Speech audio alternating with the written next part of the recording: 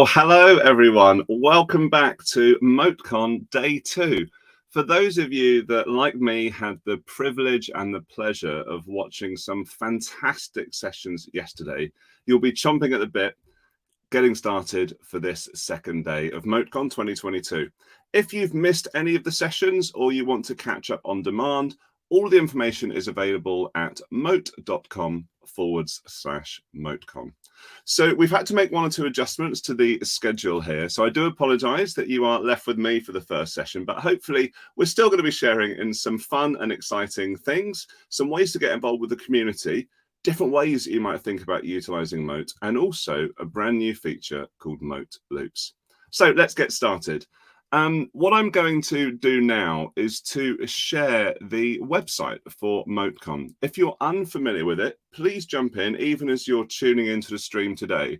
And I'd really encourage you just to take a look a little bit further down the screen, where you can start to dive into the schedule. So you can see today's presenters here. You can even jump back to see what was shared yesterday.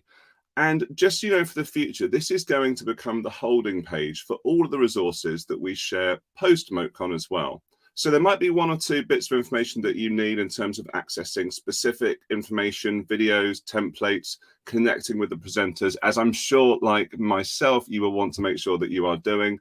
But this will be the place to go. So have a look at this. And of course, keep sharing this to socials, sharing it with your communities, both physical, maybe in your school or your district buildings, but also with your wider professional learning network across social media. Very grateful for all of those that you were able to do some of that for us yesterday. Speaking of sharing to socials, you might be interested to know that there is a brand new competition that we are running at MoteCon Day 2. All that you have to do is to head over to Twitter. The rules are very self-explanatory, and we're going to be running some other competitions during the day as well. Whilst I'm here, it's definitely worth saying that myself and all of the team at Moat were totally blown away by how much was being shared yesterday. The way that people were jumping in, sharing ideas. We had Tisha, for example, from another company, Wakelet, who I'm a big fan of, joining the conversation as well. But also, this is just a great way to connect with like-minded, inspirational, and innovative educators all over the world. So please make sure that you go ahead and do that. So one of the things I'm going to be talking about today in this first session is the value of community. Just in case you don't know, I'm a very proud former teacher. I know that the wonderful efforts and extents that we all go to as educators to make sure that we are keeping up to speed with everything. And one of the best things that I found, particularly in the kind of second half of my career as a teacher, was the value of establishing that community that I just spoke of, but trying to seek out people that would inspire me, that I would be comfortable sharing ideas with, some of which I'm sure are pretty poor, but just having that network of people to interact and engage with really helped me. And I know that it's one of the things that really gives us pride at Moat and gives us satisfaction to see the way that the community grows. Now, there are lots of reasons that this is important. One of those is because we want to make sure that we listen to teachers, that we do our best to understand the problems, the issues, everything that you're going through, so we can get a really good understanding of how we might best position ourselves to be able to help not only you, but those learners and those young people that are in your classroom. So please connect with us through some channel. We would love to hear from you. We're always excited to jump on a call, as you'll see very shortly, to introduce new features that really, believe me, do come out of these conversations. Now, there are different ways that you can join in the Moat community. The first of which is, I'm going to share now, is with our Moat Certified Educator program. So we're closing in on 2,200 Moat Certified Educators across the world. This is a very simple setup. It's just a Google form, although I am working on transferring it to another platform right this very moment, actually. So hopefully that's going to come out shortly. And you go through, the reason that it was created was to take everyone through the core features of Moat. So for example, those schools that might not have an EdTech specialist or an EdTech integrator with time on their hands to be going in and sharing new tools, this is a way through both teachers and students, if you would like, could jump on, go through the features, and also when you secure that pass mark, you will get a certificate that you can then share with your colleagues, a great bit of evidence for professional portfolios, and also, of course, share with those friends and family that will be ever so proud of you. Now, as I mentioned, we've got close to 2,200 Moat educators. We also have a program called the Moat Ambassador Program. This is the kind of pinnacle of moatiness, as it were. We've got just over 150 Moat ambassadors from all over the world, from 6 continents. And the important thing is with all of these ambassadors is it's not that they are the people that are using Moat the most, and every second of the day they're creating voice notes using our extension. It's those people who connect with us and through the application share ways in which they can inspire and help learning grow. And that's something which we know will also help to inspire others. So please look to get involved with that. There are opportunities for speaking, for example. All of the speakers, bar 1 or 2 that are presenting over this weekend, are indeed Moat ambassadors. So you've already had a chance to hear from them. And we will send you swag, we'll give you free licenses, lots and lots of good stuff there. So if you do want to find out more about the program, it's actually me that deals with it. So you can reach out to me at John, which is JON, @moat.com. It'd be great to hear from you. I'd also just like to share something called the Amplifier Package. Again, this was put together for those schools where we knew that teachers could do with a bit of help supporting others with getting going with new tools. So I reached out once I had the kind of bare bones and the ideas together to the wonderful Paula from SlidesMania. Now, if you've ever looked at SlidesMania and the wonderful things going on that website, you'll know what a treasure Paula is. So please jump onto this, sign up for the Moat Amplifier Package. It's at no cost at all. And essentially, it is a slide deck that allows for either synchronous or asynchronous coverage, again, of all the Moat features. There are lots of videos and various other things that you might like to look at. Speaking of features, we also have a YouTube channel, which has a comprehensive collection of over 100 videos actually now, where you and your staff and your colleagues can find out different ways that people are using Moat. And just a final way that I'd like to encourage you to join the community, if you're a user of Facebook, is to head over to our Moat Teachers group, which you can find. It's totally open. You just search for Moat Teachers, and then you can join in the conversation there. We have lots of people sharing not only their ideas, but also 1 or 2 questions they might have of how to use Moat. Maybe there's a particular feature that they've seen, or they have an idea they just like a bit of feedback on. So please jump in there. Community and all of that connection really means so much to myself as an educator and to also those of us on the team at Moat. So please jump in. We'll always do our best to be answering any queries and questions that you might have. Okay, so now we're going to look at a few different ways and ideas that you might like to look at Moat. So we have something called, this was covered yesterday, this used to be called the Learning Hub. And we have now had a radical change, and it is called, drumroll, it is called the Moat Learning Zone. You can go to the Moat Learning Zone by going to moat.com/learning-zone, or you can find it linked through our website itself, moat.com. And once you're there, you'll see that there are 3 tabs that you're welcomed by. Classroom Ideas, how-to videos, which are the Moat Minutes playlist on YouTube, and then also case studies, which is where we showcase some of those schools and districts across the world that are producing particularly inspirational work that we think might resonate and help with other educators and leaders of education. The bit that I'm most passionate about here, being a former classroom teacher and EdTech integrator myself, is the Classroom Idea page. If you have an idea, please share them with us. We will be looking to share some of the ideas from MoteCon with, of course, the creator's permission to this site. But essentially, this is what it is. So plenty of ideas here which are suitable for all sorts of different subjects, all sorts of learners, and we're confident there'll be something for you here. I've actually picked out 4 of those that I think represent quite a good range of ways in which you and your learners might be able to use Moat. The first of those is a very popular example created by Greg, who was a wonderful colleague, used to be on the Moat team, is now transitioned into the role of being a full-time tech director out in Massachusetts. I hope that's going well, Greg. I'm sure you're tuning in live. Greg came up with lots of wonderful ideas, and this was one of them.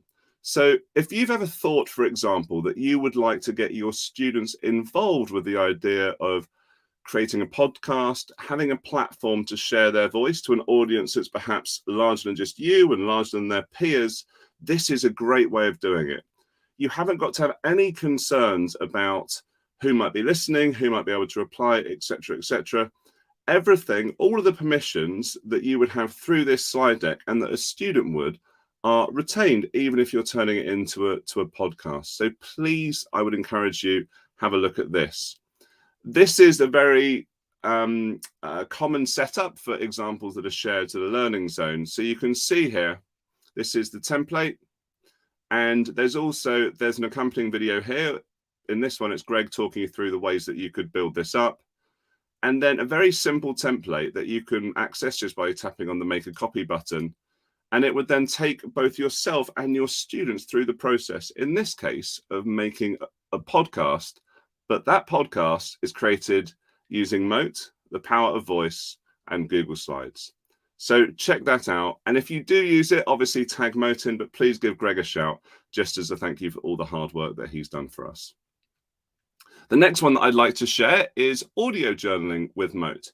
So this is something which I know is really important at schools and very top of mind, where schools are looking at developing a culture of well-being, SEL, not only for teachers, but for their learners as well. This is a learning audio journal, which is targeted for younger learners, but you may also find that you could tweak it for older students too. And indeed, we do have a template to support those. So with this one, what I'll do is I'll take you through. There is a very similar, as I say, setup to the micro podcasting that you saw, a nice video here. And I'll show you exactly how one of these templates works. So I'm going to click where it says to make a copy, because guess what? I'd like to make a copy. And then once I've done this, I'm going to tap on the Use Template button. If you're a user of Google Slides, you might be interested to know the way that you do this is you change the final piece of the URL from view or edit or copy to template/preview. That's just a really nice, clean way of sharing slide decks in a way that the recipient can have a nice, fresh start of a deck. There are different ways of doing it, but that's just the way that we've done it in the learning zone. So in this particular example here, I'm just going to jump on to this day, and I'm going to start to edit it for yesterday. So yesterday was August the 19th. I am definitely saying that my emoji of the day was going to be this really happy one here. So I'm just going to jump up and I'm going to very quickly select, let's just go for an arrow. And there we go. Obviously, if I was doing this as part of a submission, I might take a little bit more time. But the key thing here is that we all know that daily reflection is super important and can have so much value as you're going through the process of recognizing what you've done and also the things that you're looking forward to. But developing that habit can be quite hard, particularly for people that, for lots of really great reasons, might not enjoy the action of writing at the end of a long day. So with Moat, one of the things that we're able to do is to use audio instead. So I can open up the recorder and I'll just start to record my voice note here. Today was a great day. It was the first day of MoteCon. I cannot wait to start putting into practice all of the things that I learned from Nick Ferroni and all of the Moat ambassadors that shared so generously. So once I've gone through here, I can listen to the voice note back. I'm just going to tap on Insert, and that's now going into this particular slide deck. What it's doing with that file, in case you're new to Moat for Slides, is it's taken the audio and it's putting it into a folder in my Google Drive where all of my voice notes sit nice and securely. So there you go. And obviously when it comes to end of today, I can then go ahead and produce exactly the same kind of thing, but for Saturday. Most of the templates are based around creative ways of using voice within Google Slides. Take some time to look at this one here. So this is the idea of a daily well-being check-in using the power of voice and via Moat, but in Google Forms. So if I jump down, I can show you how this will look. So I've got a Google form here, and I'm going to make a copy of this form, and it will just take me through. Now, clearly, you could call this whatever you want. You could change the wording to be a bit more suitable for your particular community. But the point is it's super easy to do. So this would be a non-compulsory, as I reflect back on pastoral groups and tutor groups I've had previously. This would be the kind of thing that I might use on a daily basis, but not require its completion. But sometimes the start of the day can be really hectic, and maybe it's hard for that particular student to find a quiet moment with you. And maybe something like a Google form is just a nice way for them to give you that little nudge, just so you can have a check-in with them at the time that work for you both. So there was one example of, as I say, Moat for Google Forms. And then finally, thought this was worth sharing. A lady based out of Australia, our community leader for Australasia, has produced this really good idea for a back-to-school activity. Now, I know not everyone is going back to school. I know that for us folk in the Northern Hemisphere, we are. This is the time of year when we do. But I also know that for people in Australia, New Zealand, South Africa, is that this will be the middle of your school year. So maybe you could use this for the start of your term, or maybe just to celebrate a vacation that you'd recently have. But yeah, the same idea, nice video with a template there that the students can very easily complete for themselves. Okay, so those are the ideas that I wanted to share. Now, as I said, we had to make 1 or 2 adjustments to the schedule, but very kindly, Nicole Reynolds, who's a Moat ambassador, jumped on a call with me at the last minute to share some ideas. The reason I was very keen to get Nicole on is that she had joined us previously in a session that we had with Brittany Horn. And I think that she has got some really, really interesting ways in which she is encouraging the teachers and the educators that she knows to be using QR codes and the power of voice at the start of the school year. So what I'm going to do is I'm going to remove this particular one from the stream. And this is a MoteCon first. So I'm really hoping that it works. This is going to be a 7 or 8 minute video where Nicole, as I say, is going to take us through some of her ideas of using Moat and particularly QR codes in back to school activity. So fingers crossed, and let's hope this works. Over to you, Nicole. Sharing with us today is some ideas that you have shared with us previously, but you're also going to be looking at 1 or 2 ways in which Moat could be utilized for back to school activities. So really, really excited for this. I'm going to bring your slide deck onto the screen, Nicole. Okay. And I'm going to leave it to you. Yay. Okay. Well, welcome. You all are in for a treat, because not only will Moat make it really interactive, but it's also going to make it easy for you to talk more and save time. And I say type less. So let's go into audio affirmations that could be used for both students, parents, and it could be used for students and staff. All right, so I'm Nicole. I've been a Moat ambassador for some time now. I'm a seasoned K-12 educator and a technology director. So with the new QR scan code within the platform, this is going to save a lot of time, because you can do things right then while you're thinking about it without having to go to another resource or platform to create that QR code. This makes it seamless and saves your time. So the first one I'm going to cover is how you can do affirmations for teachers and staff.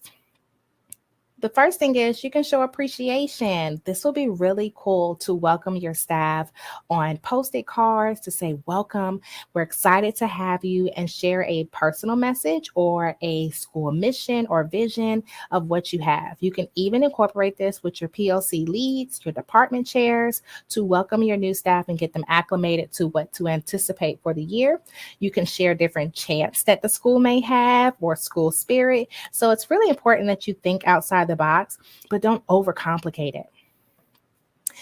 The unique thing about it is that with Moat, students can also record. So if you would like for them during open house to record their name, that'll be a great way to work on pronouncing their names. And the same for you pronouncing your names, to say, hey, I'm Miss Reynolds. I'm excited to have you this year, so they can get in kind of like preparation to get ready to learn from you. You can do this with your families, your PTO or PTA, your room parents. You can ask them to host a station for open house. You can do this with other teachers or staff members. If you have teacher associates or teacher assistants, you may have interns. Ask them to record a quick note to welcome your staff and students, or to welcome the parents when they come for open house, especially if they can't come. This will be really helpful. For your admin team, this will be a great way to just say, hi, I am such and such, and my role here is to take care of you in this capacity. You can put that on their welcome packets. You can do this from an HR standpoint so they know who to go to for various components that you may not think of the day of their onboarding, but you may think of maybe in day 60 or day 31 of their onboarding process. As a media center coordinator, can you imagine how you can take different notes with this and put it on a sticker? Brittany does a really great job with that. And what you could do is put it like a book note to say, hey, this is a really good read, or thank you for checking out this book. I'm excited. Or you can go over what to expect in your library program. As an instructional coach, you can provide intensive feedback with your staff with this QR scan code by scanning it and placing it somewhere, by placing it in different scavenger hunts. You can get really creative, and it will not take a lot of time because you're using your voice. So let's talk about how we can make an audio affirmation with QR codes for students. And I'm also going to explain how it will make a positive difference. Let's say you have a birthday. You can do this in one planning period or two with a good snack, and you can make in Canva the birthday messages. You can do this in PowerPoint. You can do this in Google Slides. And what you're going to do is go ahead and create your Moat note and add the QR code with it. And you're going to personalize the message and say, happy birthday, Alyssa. I'm so excited that you're turning 6 today. And if you have time, you can do this in the center with your kids to record message as a class. That will be heartfelt and will last for a very long time. So you have two ways of distributing this. You can print this out, or you can send it to the child at home, or you can email it. So really have 3 ways.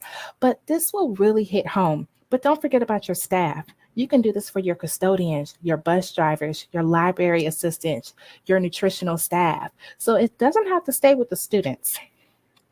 All right, Student of the Week, Student Awards.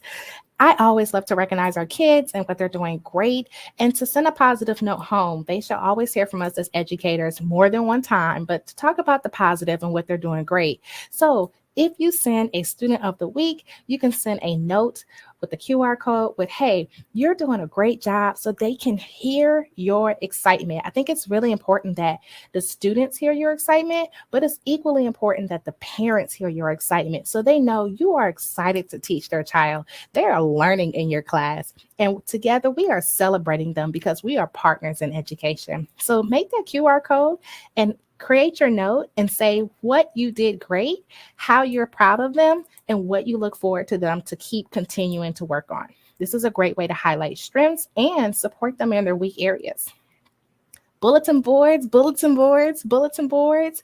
Whether you want to make a sticker for their work, put notes in the hallways, on the doors, there are so many ways you can use the QR codes in Moat to advertise what is going on. You can say, let's say you have a library program, you can have, hey, here's what's coming up next. I'm doing a series on Harry Potter. We're going to talk about it, and I'm going to do a lunch and learn, and you can have a QR code, listen to such and such read. Now I'm going to throw this one in here.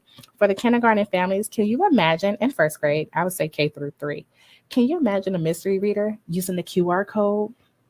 Oh my gosh. Can you imagine opening a book and instead of having a mystery reader right there, they can hear that person reading, and you can just place stickers on each page. You can do the same thing for the child. You can use the QR codes, use the sticker, print them out, and over a series of about 6 weeks, you're going to listen to the child read the book. You're going to record them, put the QR code in there, and send that book home and let their parents hear them read. It's a big deal. You can make stickers for their work. You can make bookmarks, and then in the bookmark, put a QR code annotating what happened. You can talk about the theme if you're an ELA teacher. You can do a scavenger hunt with these to let them know they're going the right way. And the scavenger hunt can be multiple things. You can do a scavenger hunt about let's say you're doing a social studies project and you want them to pay attention to the theme and the time era, and you want to pay attention to different artists, you can do that with art and social studies. You can do a scavenger hunt with the little ones, but it will take time. So think outside of the box.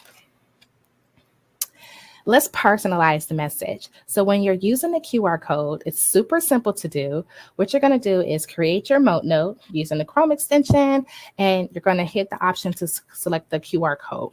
But personalize it by saying, "Hi, I am such and such. I'm so excited to see Alyssa here." And then you can go in and edit the message as to what they will see. So naturally, it will go ahead and let you know what the mode is. It will go ahead and transcribe that for you. But what you want to do is go ahead and add some emojis in there. So when they click on it, they will see some personalization.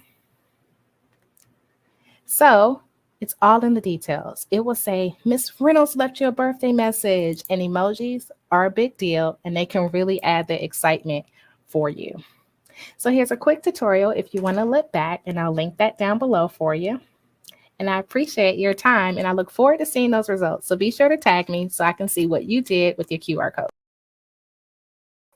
And there we go. Thank you so much to Nicole. As I said, she wasn't able to join us live, but stepped in at the last minute to really help out with a wonderfully inspiring, as I'm sure you all found it too. I can see the comments coming through. Wonderfully inspiring session on different ways to use voice and QR codes this back to school.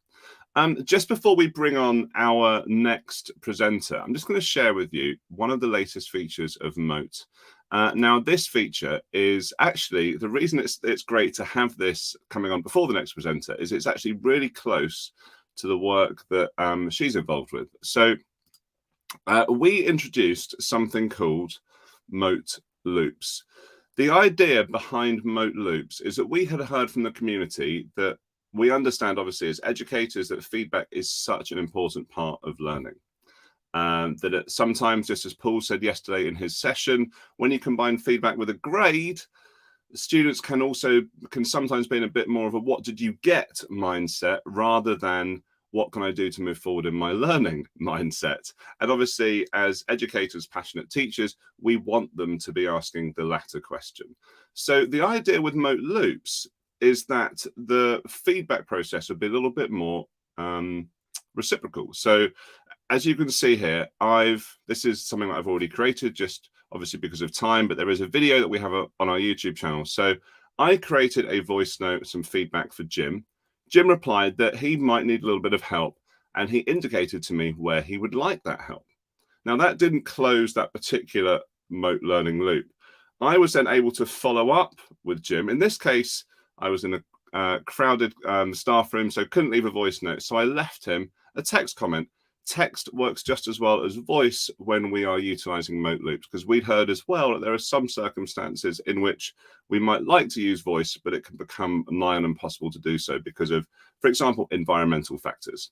So this second bit of feedback that I'd shared with Jim, he replied to let me know he knew what to do, and actually more than just saying that, just in a desperate attempt to close my comment down and to quieten this over-enthusiastic teacher, he then had to share with me what he was going to do. Okay, so that closed the loop, and then I could then share that with Jim. I want to share with you what it looks like from his perspective as the student. So you can see here that he could share with me exactly what he knows what to do or not. I'm going to tap on the "I may need help," and you'll see what happens. This is when we bring in the power of memes. And then once I've done that as a student, I can let my teacher know where I might need help. If I understand exactly what to do, I get a slightly different sort of meme. And then again, I can re-engage my teacher and I can reassure them that I know what I'm meant to be doing. So if you are new to Moat Loops, then as I say, there is a YouTube video that I'd strongly encourage you taking a look at. But there's a nice segue into our next session. Before I do that, I'd just like to give a particular shout out to those ambassadors like Nicole that weren't able to join us today, but provided some wonderful material and ideas as part of the MoteCon pre-conference. So we had Cheryl Graff, we had Jason Sanders, Peter Horner, Karina Q, Eleni from the team at Moat, Shelley and Mackenzie also from the team at Moat. So all of you, thank you so much for taking time out of your busy schedules to help out with MoteCon.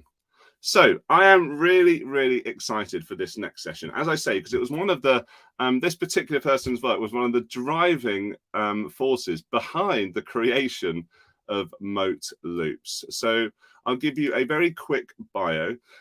So we have Dr. Rachel Johnson is going to be joining us. Rachel is a passionate secondary chemistry and science educator with over 12 years of experience in K-12, where she has led the roles of innovation coach as well as department head of science.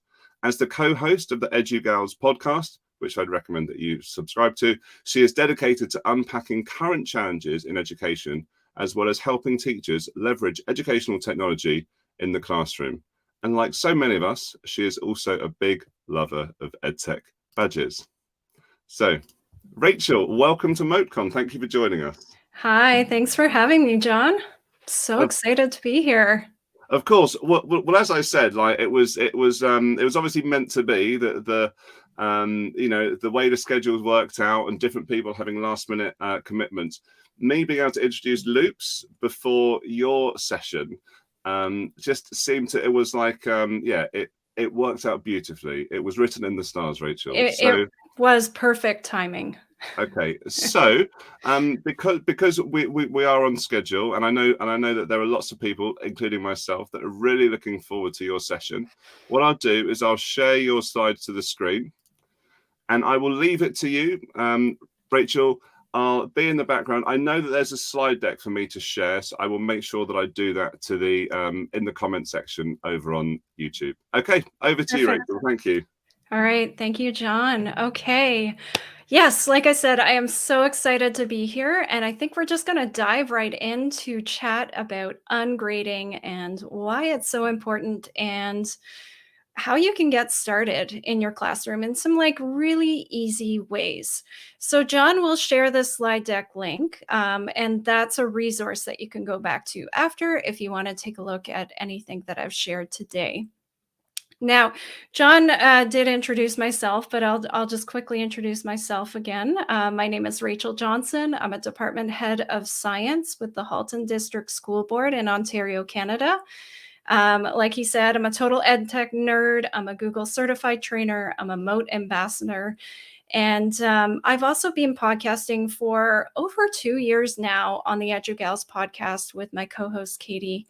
And we kind of nerd out on all things education. So you can check that out if you're interested. And all the details are right there on the slide for you. Now, before we talk about ungrading, I think it's really important for us to point out that talking about grades and grading practices can be pretty emotional. And that's because grading is so personal. And so I just want you to know, like, some of the ideas that we chat about here today might contradict with your belief systems about grades. And so my request to you is to get comfortable with being uncomfortable, keep an open mind, be aware that those thoughts and emotions might arise when we talk about grading, and kind of like just what the picture says, let's get outside of our comfort zones, because that really is where the true magic happens. Before we get into what ungrading is, we first need to talk a little bit about the impact of grades. And I really like, there's these 3 main impacts of grades that comes from an article by Alfie Kohn that's called The Case Against Grades. So let's take a look at what these are. The first impact: grades tend to diminish students' interest in whatever they're learning. So we have what's called a grading orientation and a learning orientation, and they're actually inversely related. And for the most part, when grades are involved, there's a negative impact on that intrinsic motivation. And so, you know, it's not great. It does impact the learning orientation. Second, grades create a preference for the easiest possible task. So students, as we know, are really great at playing the game of school. When working for a grade, they often take the easy road. So they'll choose the shorter book, or they'll pick a project on a familiar topic. And so what they do is they really avoid taking those unnecessary or intellectual risks to avoid getting a bad grade. And finally, grades tend to reduce the quality of student thinking. So they're going to skim the book for what they need to know, or they're going to ask questions like, is this going to be on the test? I'm sure we've all heard those questions before, and we really want to promote, good quality student critical thinking in our classrooms.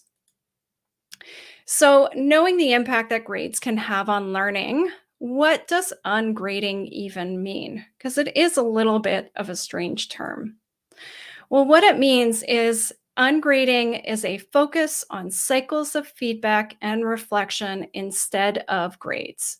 It's a focus on the learning in the classroom as a partnership between teachers and students. It values feedback and growth over simply using a letter grade or a number of points. So it's really centered and focused on those cycles of feedback and reflection. Now, I do want to clarify a couple things, because it does not mean that students aren't being assessed, that students aren't held accountable, or that there aren't consequences for poor achievement. In fact, in an ungraded classroom, you are probably assessing more than you ever have done before. You're holding your students to high expectations, and you're not letting them just get away with taking a 0 on an assignment. You've got those strong consequences for when students aren't doing their work. So what it does mean is that students can take those academic risks, and they can learn and grow without the constant fear of the impact of those grades. So removing the grade requires students to focus on the feedback. They can no longer judge their achievement based solely on the number or the letter grade. And so ungrading really de-emphasizes students getting the right answer or doing work to get it done.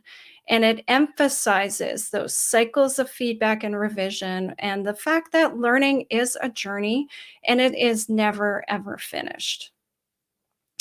So knowing that, we want to get into these tips about how we can start ungrading in our classrooms. So how might we shift our approach from grading to ungrading?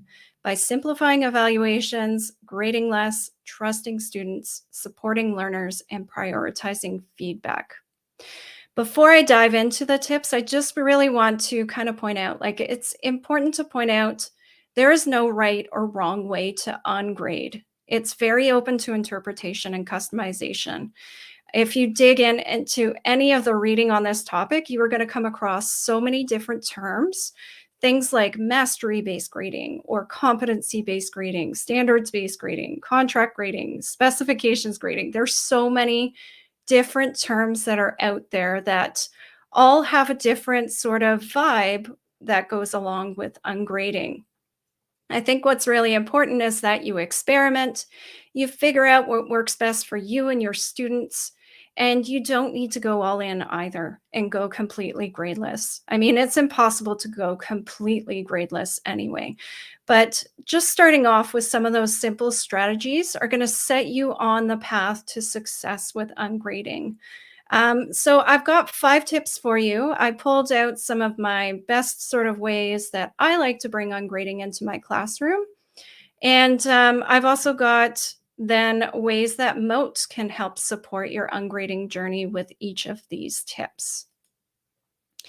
So my first tip is probably my favorite tip, and that is minimizing your scale.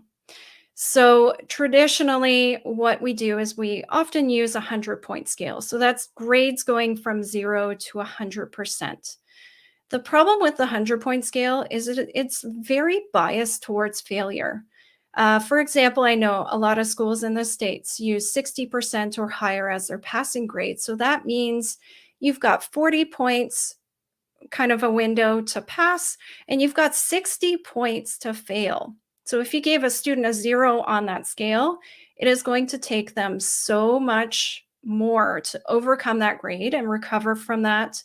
And not only that, it disproportionately punishes students. So instead of using a scale that you've got 100 points on it, or 101 if you count the 0, you can choose to use a scale with fewer points. roughly like 3 to 5 is kind of ideal. And then removing the scores, like any sort of number grades that go along with it altogether, is one sort of way that you can start ungrading.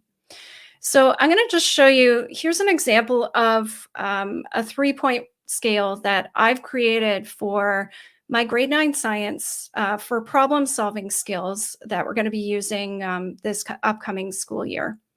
And it's got a couple of learning targets here. And then you can see there's 3 points. There's a not yet, there's an almost, and there's a got it. And so the reason I like bringing down a scale down to these 3 sort of points is that these smaller scales don't have so many transition points between those different levels. So it's easier to discern between levels. You know your student either fits in the not yet or the almost or the got it. And then not only this, but there's no points on here whatsoever. So it really encourages that mistake making. It also gives a lot of opportunities for redemption to correct those errors as needed. So this is one that I really, really like. Now, you can take this sort of scale, and I will use this one over and over again as I'm kind of going through my school year, and you can enhance it with Moat. So I just want to show you really quickly, or point out a couple of ways that you can enhance this with Moat. First off, I built this one in Google Docs. And so what I would do is, if I was giving my student feedback on something, I might highlight, say, the got it for this section of the rubric. Maybe I'm going to highlight that in yellow so that they know that that's the feedback that I'm giving them. But then I have a couple of options with Moat. I can either add a hypermote, and that's going to link the entire text and add that, that audio feedback in there for your students. Or I can go into the comments and just come off to the side here and click on and record a Moat here. So I could record my audio feedback for my students.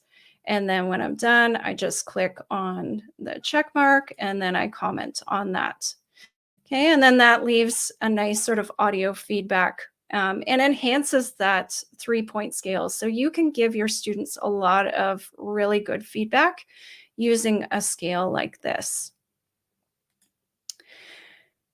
All right. There's also some really, really great templates on Moat's website that I just kind of want to highlight here.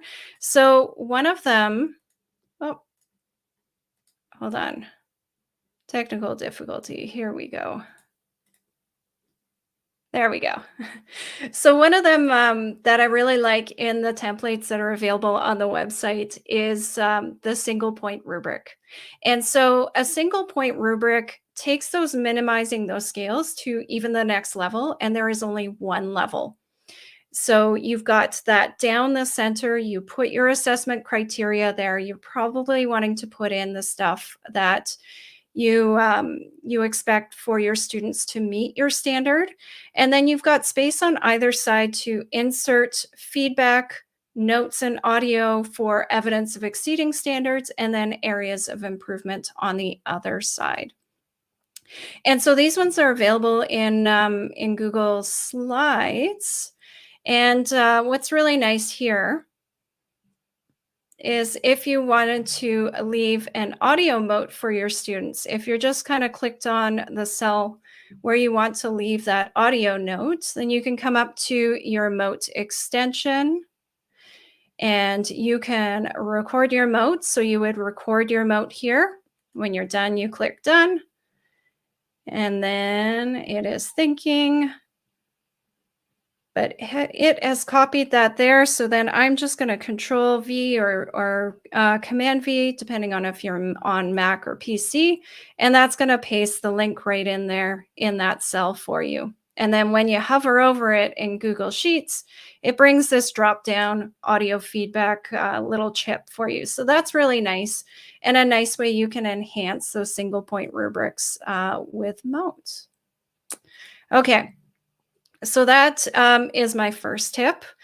My second tip is to use are feedback loops. And so we just saw feedback loops in Google Classroom, but I am going to just show you this really, really quickly again, just to kind of give you a little bit of an idea. But the idea here with using feedback loops is that learning is a journey. It's a continuous process for improvement.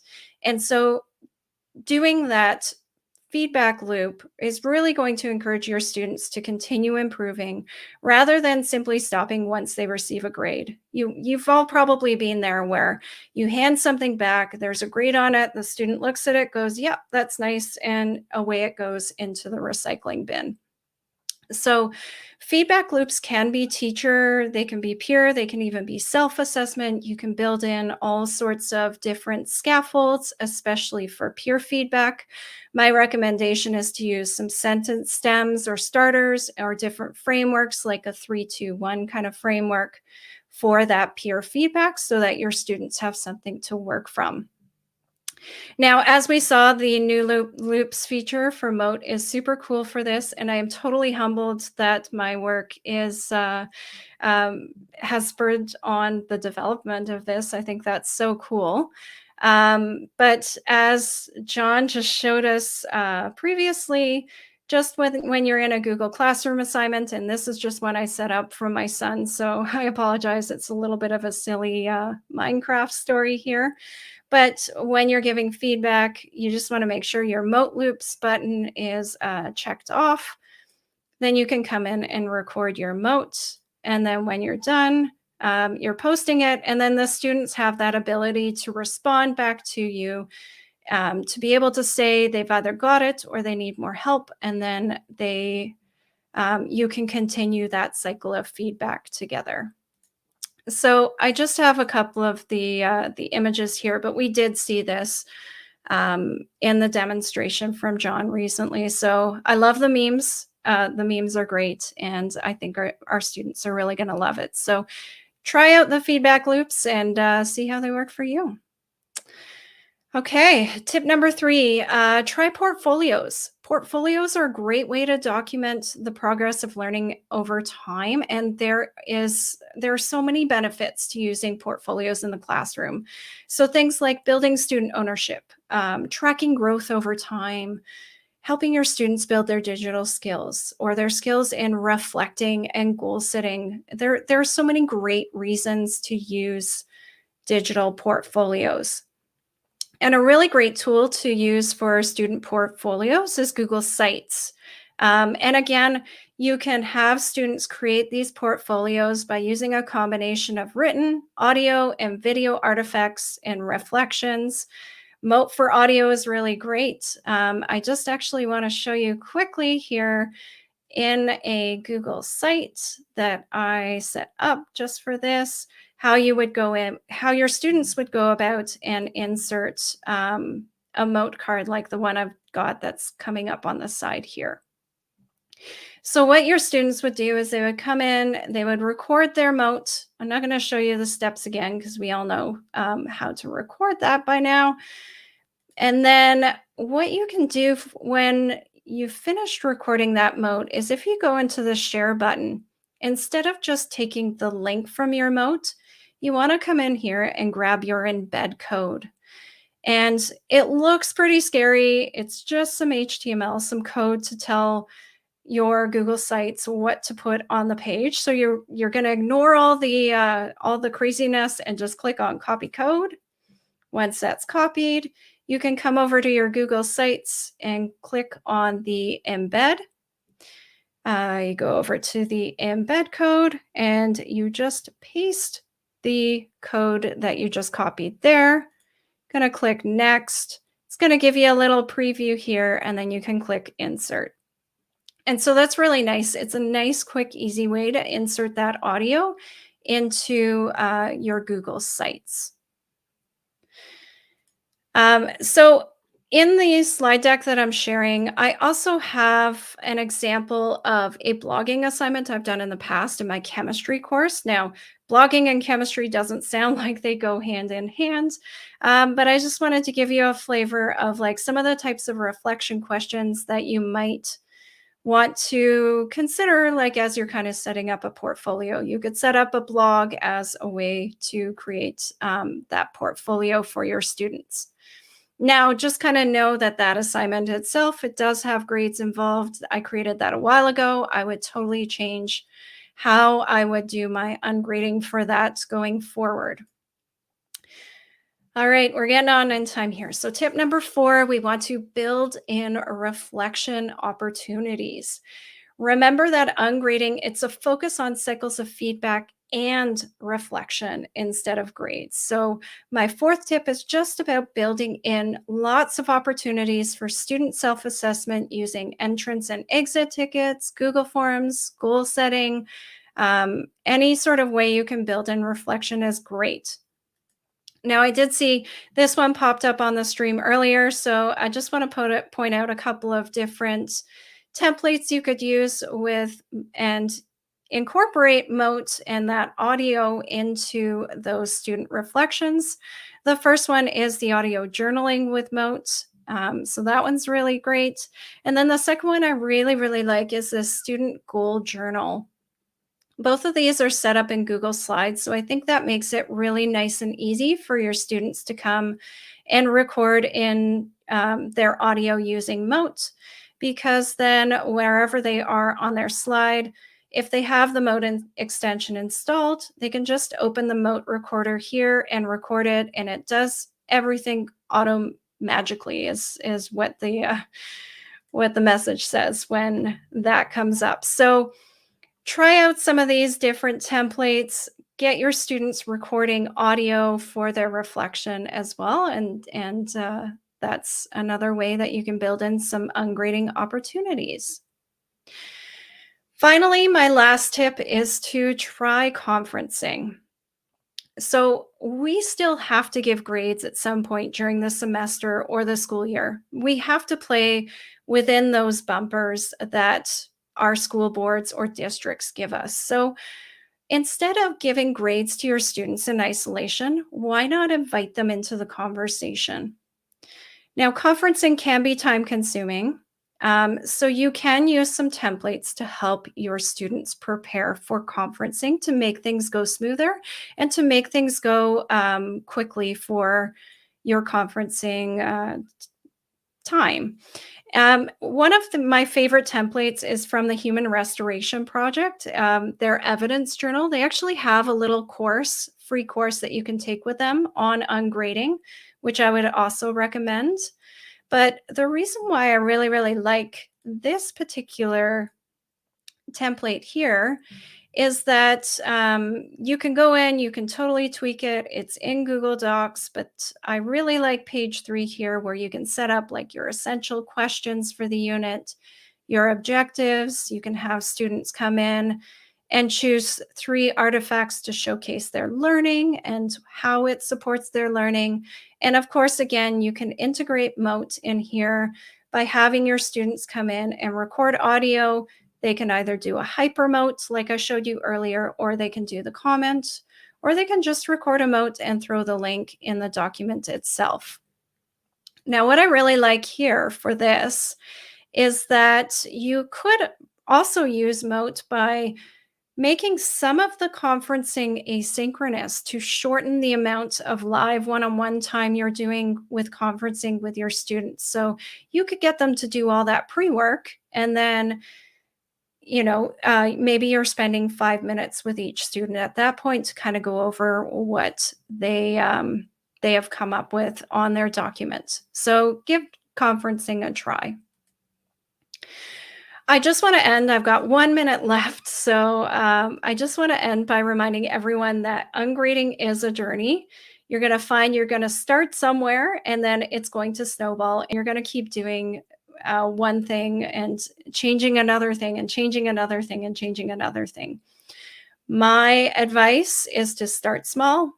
As Arthur Ashe said, start where you are, use what you have, do what you can. So start small, try experimenting with one thing first, see how it fits for you and your students, and go from there.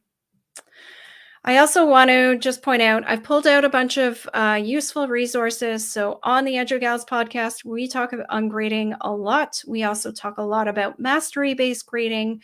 I've listed some of our episodes on ungrading there for you to take a look at. There's also some really wonderful books. The 4 I've listed here have really transformed my approach to grades and grading reform and ungrading. So I would definitely highly recommend those 4 if you wanted a place to start. And with that, I just want to say thank you so much. It's been a blast. And I did not look at the comments, so I don't know if there's any questions. Rachel, thank you on behalf of everyone for such a wonderful presentation. I'm sure you'll be delighted to see that it sparked conversation not only in the YouTube comments but also across socials. Lots of really interesting ideas, and I liked how you started with that. This is a topic which may which may, I don't know if concern is the right word, but it may evoke 1 or 2 emotions other than that this is a great fit for my particular school and my classroom. I would say that as I reflect back on my own teaching practice, I just think that this is wonderful. And I don't know if you had the opportunity to catch Paul's session yesterday, but certainly lots of what he was speaking about in terms of making feedback more meaningful. Definitely there are some very close parallels with what you so generously shared today. So thank you so much, Rachel. Amazing. And there is just one question that I'd like to share with you, which is from Alex Isaacs, and it is he said that he's all for the idea of ungrading, would love to see the practice put into place in his class and with his students. But the question would be, and I'm sure it's a question that you often get around this particular topic, is what about if your school has certain grading expectations and policies? And would you have any advice about how teachers such as Alex could help to navigate those particular requirements? I think I would really dig into what are those policies? Get to know them really, really well. I mean, you do want to still abide by what your board and your district is asking you to do. So for example, for me, for my school boards, we are required to give a grade at midterm and at final. We also do progress reports, which I've been kind of diving into and figuring out exactly what the wording is in terms of what I'm expected for that. So I would just really know what you're expected, and then see what you can do from there in terms of being able to bring in some of these pieces for ungrading. I mean, you could even start, for example, take the first month of school and just don't put grades on anything. And if that's all you do, that's a good starting point to ungrading and to, still be able to work within, I like to call them the bumpers, right? Yeah. That you have to work within. Yeah. I love that, Rachel, and I can see that Alex has already thanked you for your response. Oh, great. So just to pass that on. Okay, so we are keeping, as has been the kind of rhythm and the pattern of MoteCon, we are keeping well to the schedule. So I'll say one last thank you on behalf of everyone, Rachel. I really hope that you enjoy the rest of your week on, and also have an opportunity to watch 1 or 2 other sessions, either from today or from yesterday's MoteCon on demand. Thank you so much, Rachel. Thanks for having me. It's been a blast. Bye for now. Wow, what a wonderful session that was. Just before the next session starts, I would just like to let everyone know that there are 1 or 2 competitions that we have going on Twitter currently. We'll try 1 or 2 out later on other platforms, but currently on Twitter, you can jump in, just look for the hashtag MoteCon. It will give the opportunity to win swag like this amazing Moat t-shirt. It won't be this actual Moat t-shirt, just in case there are any concerns. It'll be a fresh sealed Moat t-shirt, and we'll also be sending you out some stickers, magnets, and other wonderful MoteCon merch. Okay, so we are almost at the hour, and it gives me great pleasure to introduce our next presenter. Bina was actually a presenter at MoteCon 2021 as well, so one of only 2 or 3 that have managed to survive the course and come back for a second generous helping of motiness. This presenter is Sarah Kiefer. Sarah is a technology integration specialist for the Ross Local School District. She has spent 14 years in middle school classrooms prior to moving to her current role, where she supports the 3 buildings pre-K to 5. And I know that that's growing all the time. She is passionate about helping teachers and students use technology in more meaningful ways. She is wife and mum to 3 daughters, as well as blogging at techyoucando.com. So check that out. And you can also follow her on Twitter at Sarah J. Kiefer. As Sarah is presenting, I'll put up various pieces of information, including that Twitter handle, so you won't have to miss out. But without any further ado, I'm going to welcome Sarah onto the stream. Hi, Sarah. How are you? I'm good, John. How are you?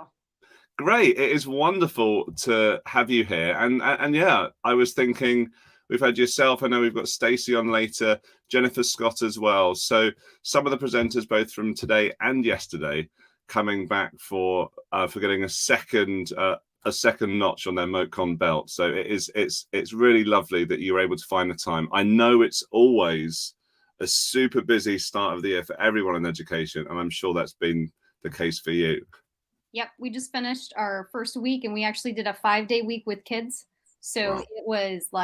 it was nonstop all week long. And my district's going through a little bit of change. So I am this coming school year, I will be supporting technology integration in all 5 of our buildings. So I'll spend 1 day in each building. So my focus has been pre-K 5, and now I'll even go up into the high school. So I'm excited to take Moat to even like higher grades now. So my whole session today is about like maybe the last about 4 years of my life, working with the little ones. And now we're going to start moving up. Perfect. And I should say that the title for Sarah's session, very appropriately, is Moat with Littles. So if you want to put your slide deck on, and I will then push that. There you go. Is that good? Thank you, Sarah. Okay, so I'll leave you to it. I can't wait to learn from you again, and I'll jump back in when you're finished. Thank you, Sarah. Awesome. Thank you, John. I'm excited to be here today. Moat is a tool that I fell in love with, and honestly, it was one that blew my mind, and it was all centered around what my topic is today: Moat with Littles, because I found such value in having this tool at my fingertips. And the second thing, like not only that it was there, but the incredibly easy way that I could use this in a classroom. Very little setup, very little, it's not a lot of button clicking and everything like that. So my whole job is focused on supporting teachers and their students in their classrooms. And my passion is all about using technology where it's appropriate to help support the learning. It's never in place of the learning. And I don't use tools because they're cool. Like I use them because they have such high value. And Moat is one that I have talked up big time in my district. I fell in love with it, and I thought, oh my gosh, like where has this been? And I thought I was just missing out. So when I started using it, it was just kind of like, wow. Now, a little bit of background is, as John said, I taught in the classroom for 14 years. Half of that was at 5th grade, half was at 7th and 8th grade. And then this job was created in my district as a technology integration specialist. And I was shifted down to the elementaries, which was not my cup of tea. And if you go down and have the pleasure of working with little ones, it is a different ballgame. It is a very different day-to-day experience. And yet you can see these little ones take such huge strides. But as a teacher, it means you have to really flip what you're thinking. So when I first started using Moat, I was going into kindergarten classrooms, and I was helping support the teachers and the kids accessing some of our digital programs. If you've ever been in a kindergarten classroom, you know what I'm talking about. It is all kinds of questions. It's kids popping out of their seats. It is just, it's exhausting, but a wonderful exhausting. So I talked with some of the teachers as we were doing some of these activities, and I just thought, gosh, like I am repeating myself so many times. What was that again? Where do I click? What is that? How do I do this? Hands in the air, which is typical for a classroom. But I had some kids that could easily recognize, kindergartens where you see the kids that like have really gotten it and the kids that are still working at it. So when I started with Moat with littles, it was in a kindergarten classroom. And I have to say, it was amazing. The very first time I did it with these kids, I had more difficulty showing them where the port was for them to plug in their headphones than for them to actually do the activity. It was amazing and it was wonderful. So my whole presentation today is focused around using Moat in activities to support your little ones. So here we go. Who should use Moat? Honestly, everybody, all students, all teachers, all grades, all contents. Like, don't think of Moat as something that only littles should use. It's a fantastic tool for them, but it's going to work for everybody. And why? Because it's going to support all kinds of learners. And I'll kind of explain through that as we go through some of these different activities. It is also going to greatly improve the independence of your students when you're providing these activities for them to do.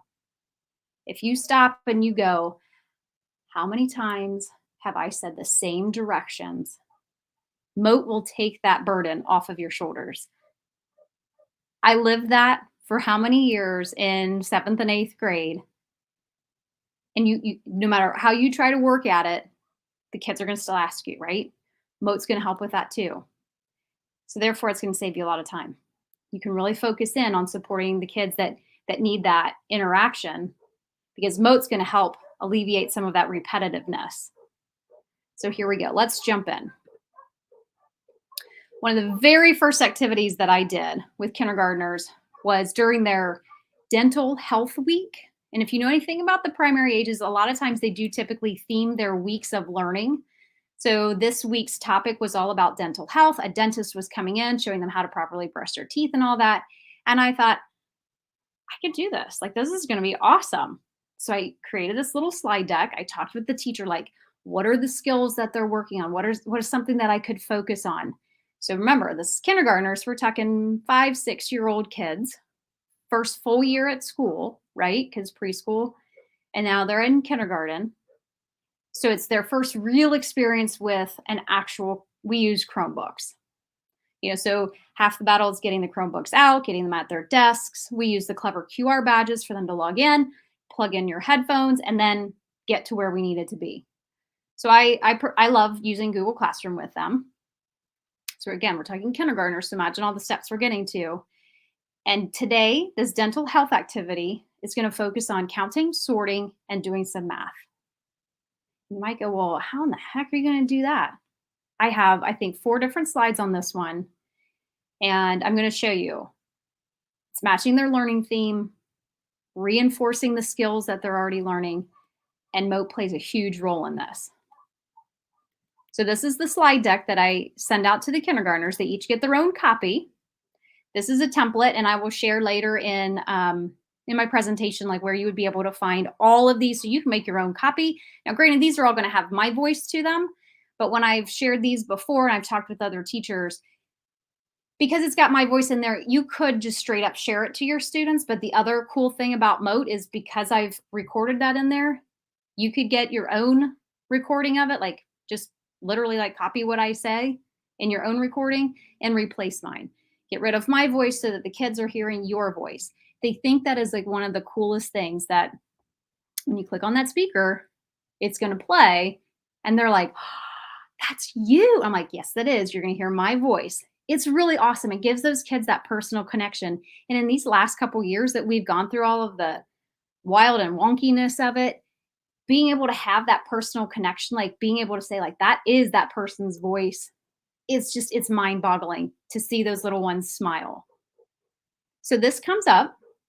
And another skill that we have to work on at kindergarten is recognizing what the different items do on a computer, right? So one of the tests that we take, it reads to them, but it doesn't automatically read to them. They have to click the speaker button. So I said, this is going to be awesome because we're also going to tackle that skill. So when they see that speaker button, they know that they have to click on it, but not just on these activities. It carries over into the other programs, the other activities that they're required to do, because they see that speaker button. So we talk a lot about, hey guys, like when you see a speaker button, What do? Well, we click on it because we have to listen to it. And after you get them comfortable with, I always call it like the bright purple speaker button to start with.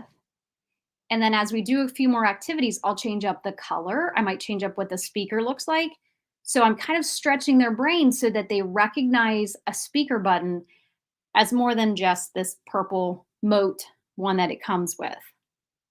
Because you can change those icons out, like which I started changing them to match the themes. And I mean, it's mind-boggling. So they get here and they click this button, dental health fun.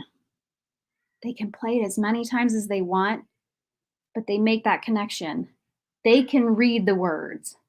And I'll also say, right while we're here, I did make the conscious effort, and I suggest that you do, because I didn't realize this until I was in the middle of an activity with kindergartners, is I made sure that the letters A, P, Q, on our Chromebooks, it's all lowercase. So I would have students, the first activity, I didn't think about it, but the A that I had on the screen didn't match the fancy A that's on their Chromebook. So sometimes working with littles, it's those little things that are going to make a big difference. So make sure that your font matches what their Chromebooks look like, because if you keep in mind that they're still learning those letter associations, it's pretty big. So here's the first activity. Fun pictures. It's kindergarten. Teeth. We're in dental week. Real big. Let's count. Now, some of the kids are able to read some words. So I always want to be respectful of that too. And I want to encourage their reading. So I always type out the directions. But instead of me standing up there and having to read this and probably repeating myself, I recorded it. Let's count. How many teeth are in this mouth? Count them. Find the numbers on your keyboard. Type the number of teeth you counted on the toothbrush. So the students are able to listen to that, maybe multiple times, maybe once, maybe they're able to read. They could read along with it, and then you should see them. The first time they do this, they sit here and they count out those little teeth. Now, I just got it in template form, but over here there is a text box that you can clearly see once you have your own copy of it. So then the students have to click on that, and then they type in their numbers. Now, honest and truly, I want them to get the right answer. But a big part of this activity is I'd like to build their independence. So if they count and they miscount, or maybe they tap this tooth twice, or their little fingers, count this tooth twice, or skip over a tooth, honest and truly, I'm not super concerned about this number. Or if they type it 5-1 instead of 1-5, right? So my goal is not perfection, but I can always come back to this and I can talk to that student about writing their numbers correctly, or let's count this again together.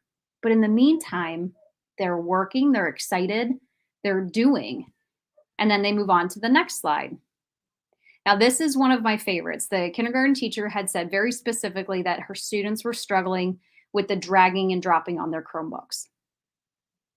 Yeah, you could pull in a mouse and give them a mouse to use. We have those available, but sometimes those are more difficult for the kids than learning how to do the clicking and dragging. So again, with dental health fun, you decide. Some things are good for your teeth and some things are bad for your teeth. Move the pictures below to the correct spot on the chart. So they recognize all of these, although I did find out like floss is not one that kindergartners recognize very easily, but then they have to click and drag over. So they're making decisions along with learning the text skills, but they're listening. And I will tell you that very few of the kids struggle with the listening of the directions. And if they call me over and they say, hey, Mrs. Kiefer, like, I don't know how to do this, or I don't know what I'm supposed to do, I always ask them to tell me what the directions are. And a lot of times they'll be like, oh, and then they play it again, and then they tell me what it is. So I know that they're making those connections. And oftentimes them just saying it to me out loud makes it click in their brain. So it's good modeling for them too. And again, not looking for exact perfection, like it would be wonderful. And a lot of the kids do a fantastic job, but it's really In this one, are you able to work independently? Like, are you understanding this? Because the kids mostly are good with this. Now, this one gets into a little bit higher level. So this is where your students get, and I plan these for about a half of an hour, and the teacher's always welcome to extend that longer. A lot of times we'll have the students come back to this after I walk out of the room, if they're going out to a snack time or recess or something like that. But this one works on that letter association. I have the words recorded here. There's a little text box. Again, we're on the template of this, but the kids can hear it. They practice typing it. They can type in all of these depending on the time. And then we get into math. I love these. I have one of these slides in all of these activities that I do. It's some sort of math practice, and I really love substituting the theme in as part of the math practice that we're doing. So that's the first one that I've done. Jumping back into the presentation. Groundhog's Day. This one was a blast. I layered in a little bit of history with it. I'm not going to actually show you this one, although I will show you where you can get this one. But this one, again, is clicking and dragging. It's counting. It's math. It's letters and typing. Think of all of those things that these students are able to be working on. And again, Moat is right there. See how I'm starting to change the color? So the kids are associating different colors, different speakers, with the ability to hear something. Like, that's the big goal that I'm trying to get here. I don't have to run around and repeat myself. I don't have to run around and tell the kids like what they're supposed to be doing on these slide decks. The teacher and I often are just milling around the room, and maybe somebody's trackpad isn't working properly, or they really are getting frustrated with what that letter is and why isn't it typing. And we can hone in on those particular problems where the kids are working through the activities themselves.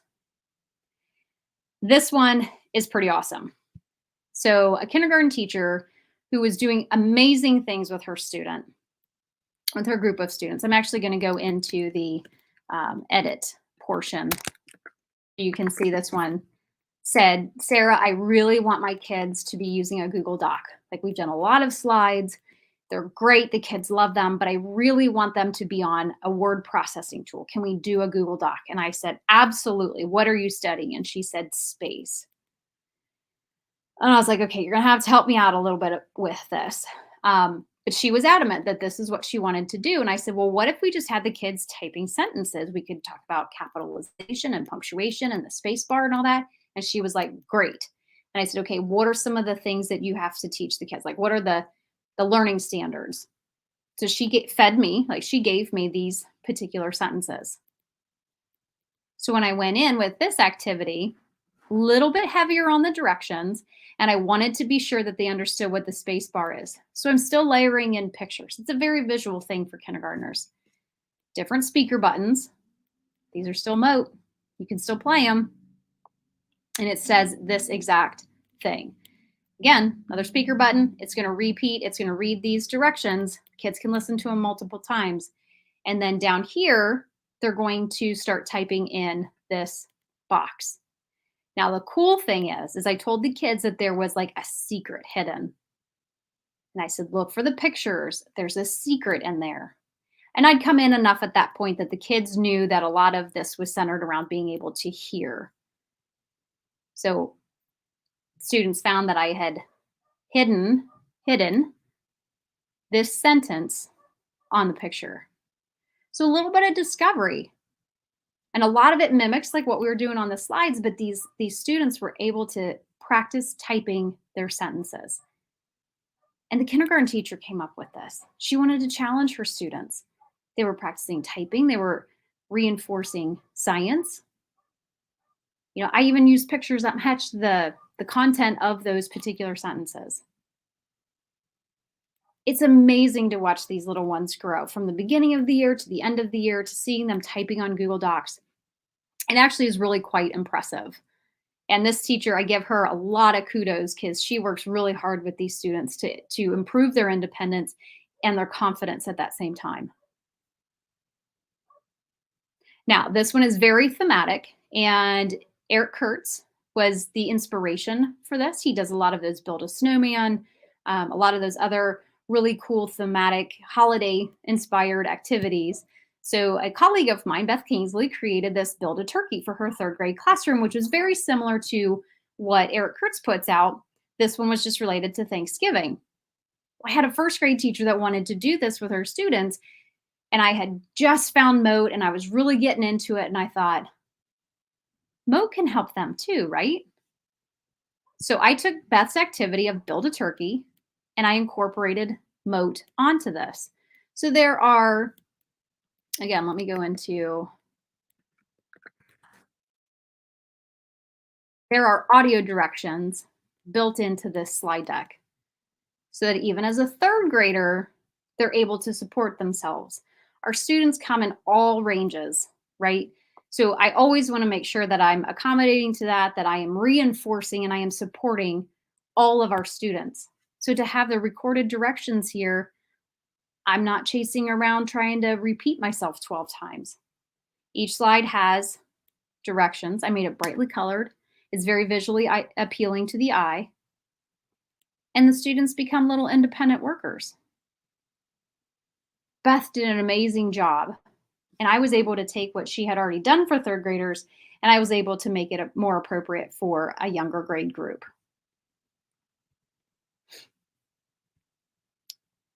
And then another 3rd grade teacher was very excited about all of this stuff, and she said she wanted to do book reviews.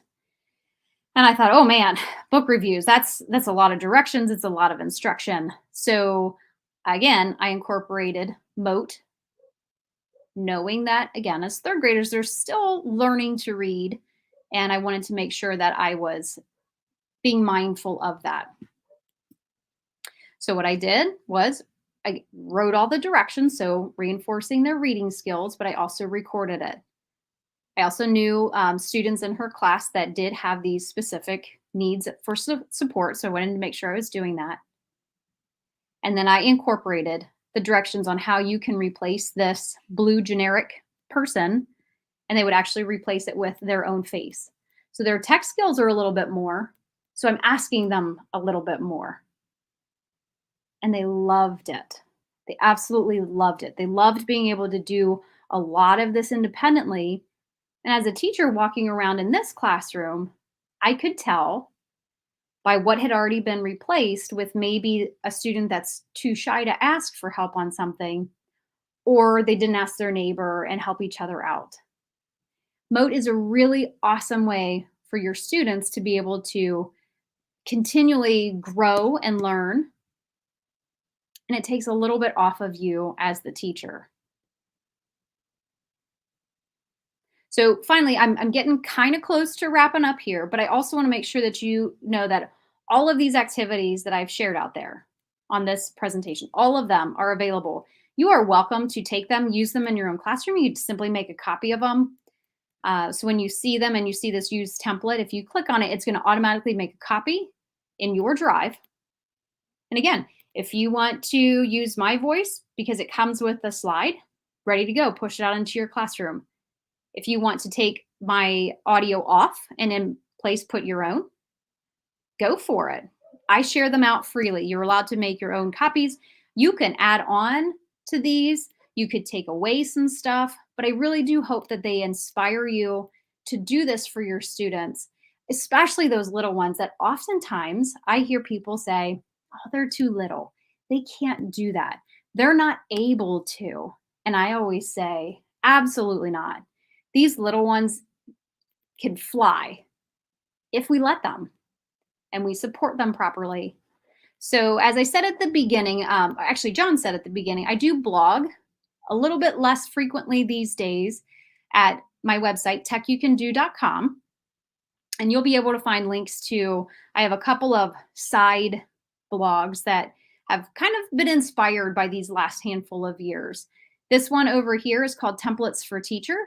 And a lot of the Build the Turkey, the book review, they're all living on Templates for Teachers, along with, we're up to about maybe 85 templates, I think, of all kinds of different reasons. Some are for teachers, some are for students.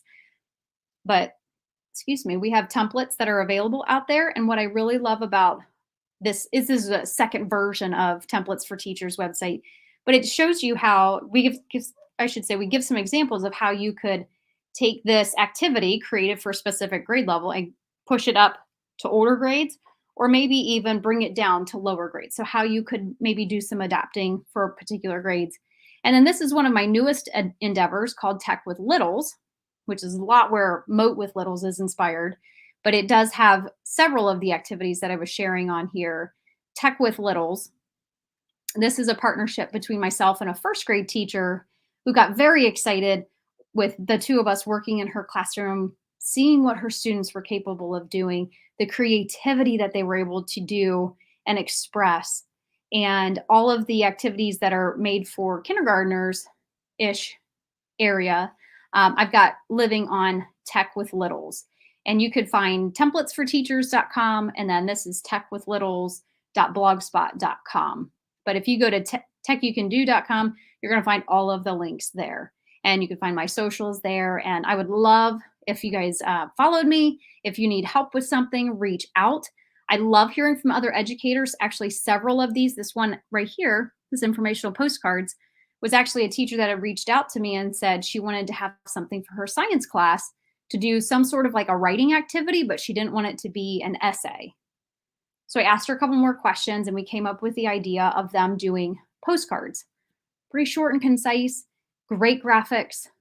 So I created a little postcard template for her and her students to use. So if you reach out because you have a question, you have something that's kind of an idea that's kind of niggling around in your head and you want some help with it, I'd love to be a person that would help support you. So John, I see my time is I am here, Sarah. I have just jumped back on to offer a huge thank you on behalf of everyone. Everyone watching, there's lots of things you will see have been shared to Twitter. Everyone really grateful for what you've shared and also for the opportunity of connecting with you. I know that you shared out your website at youcando.com. As I say, we've shared your Twitter handle, and I know that you always kind of give very generously. So thank you so much for all that you've done, not only for this MoteCon, but previously as well. And wishing you all the best for a great year ahead, Sarah. Thank you, John. Thank you. Okay, goodbye for now. Thank you. Goodbye. Okay, everyone, what a great session again. It's back to back, just pearls of wisdom coming at us thick and fast.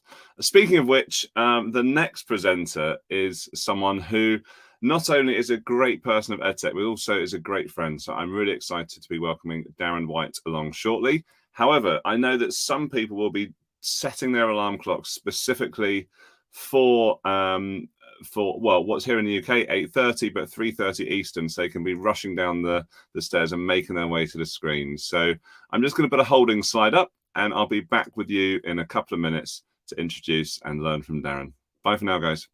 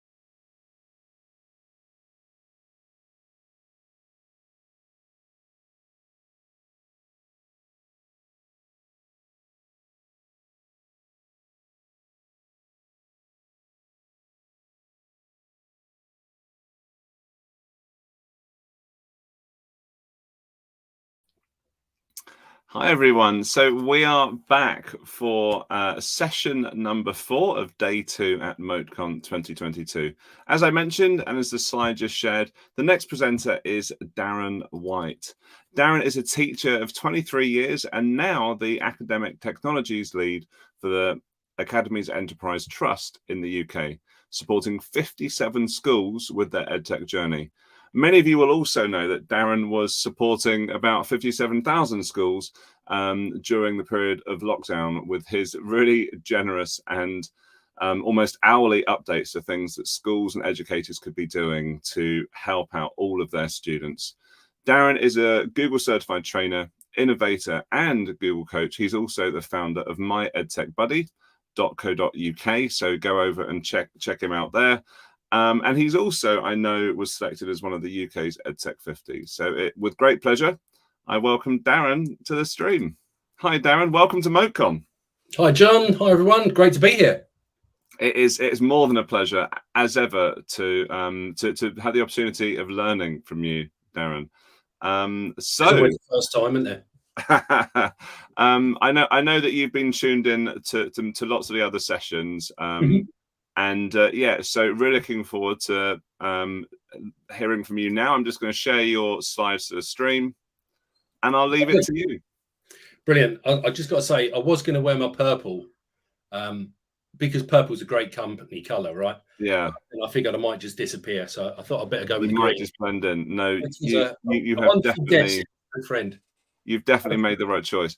And also, Darren sends out a good reminder there that we are giving away Moat merch over the course of MoteCon. So how to do that? Find out on Twitter. Over to you, Darren.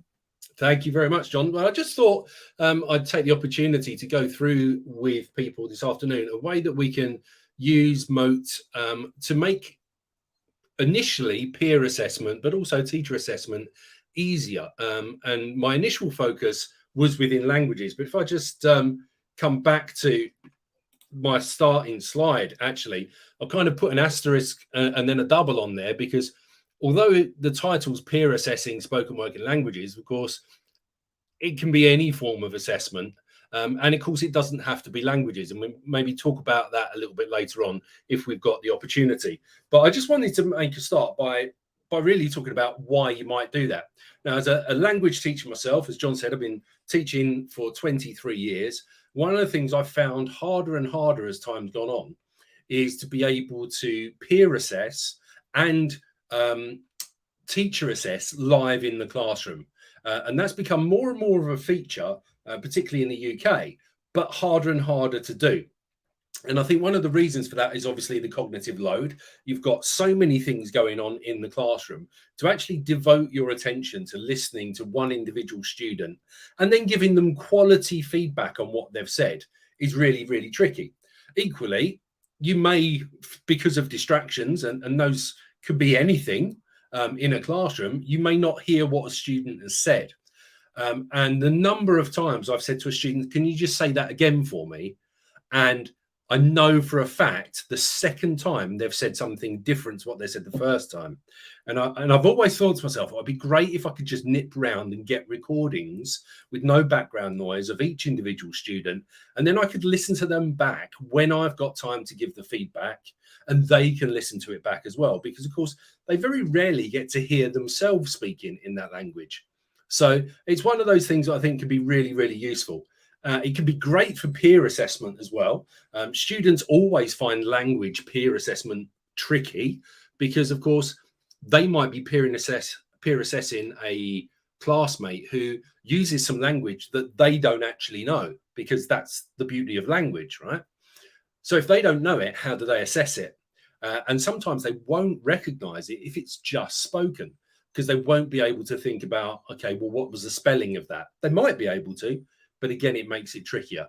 So having all of these things kind of recorded using Moat is a really great way to be able to do that assessment at the time that suits you, allow the students to listen to that assessment that you've done or a colleague or a classmate has done at a time that suits them as many times as they like. And moating, I'm not sure if it's a verb. I'm sure it is. I'm not. John will put me right if it's not. It is now anyway. So moating makes asking the questions, answering the questions, and assessing those questions much more accessible to absolutely everybody. And what we're going to do in this session is just go through how I go about doing that. It's not saying it's the only way to do it, but it's a way that works quite well with students and with other staff as well, because of course it also gives you the opportunity to moderate cross-department. So if I've got my students to record answers to questions, I can then share that spreadsheet or share those responses through Moat with one of my colleagues and ask them easy for me to say, ask them to mark it for me. And I can take all the names and everything out of that. So it's completely anonymized and it's completely unbiased. So how do we do that? And you'll be pleased to know this is it in terms of slides. That's it. It's just these two. We're going to use Google Forms.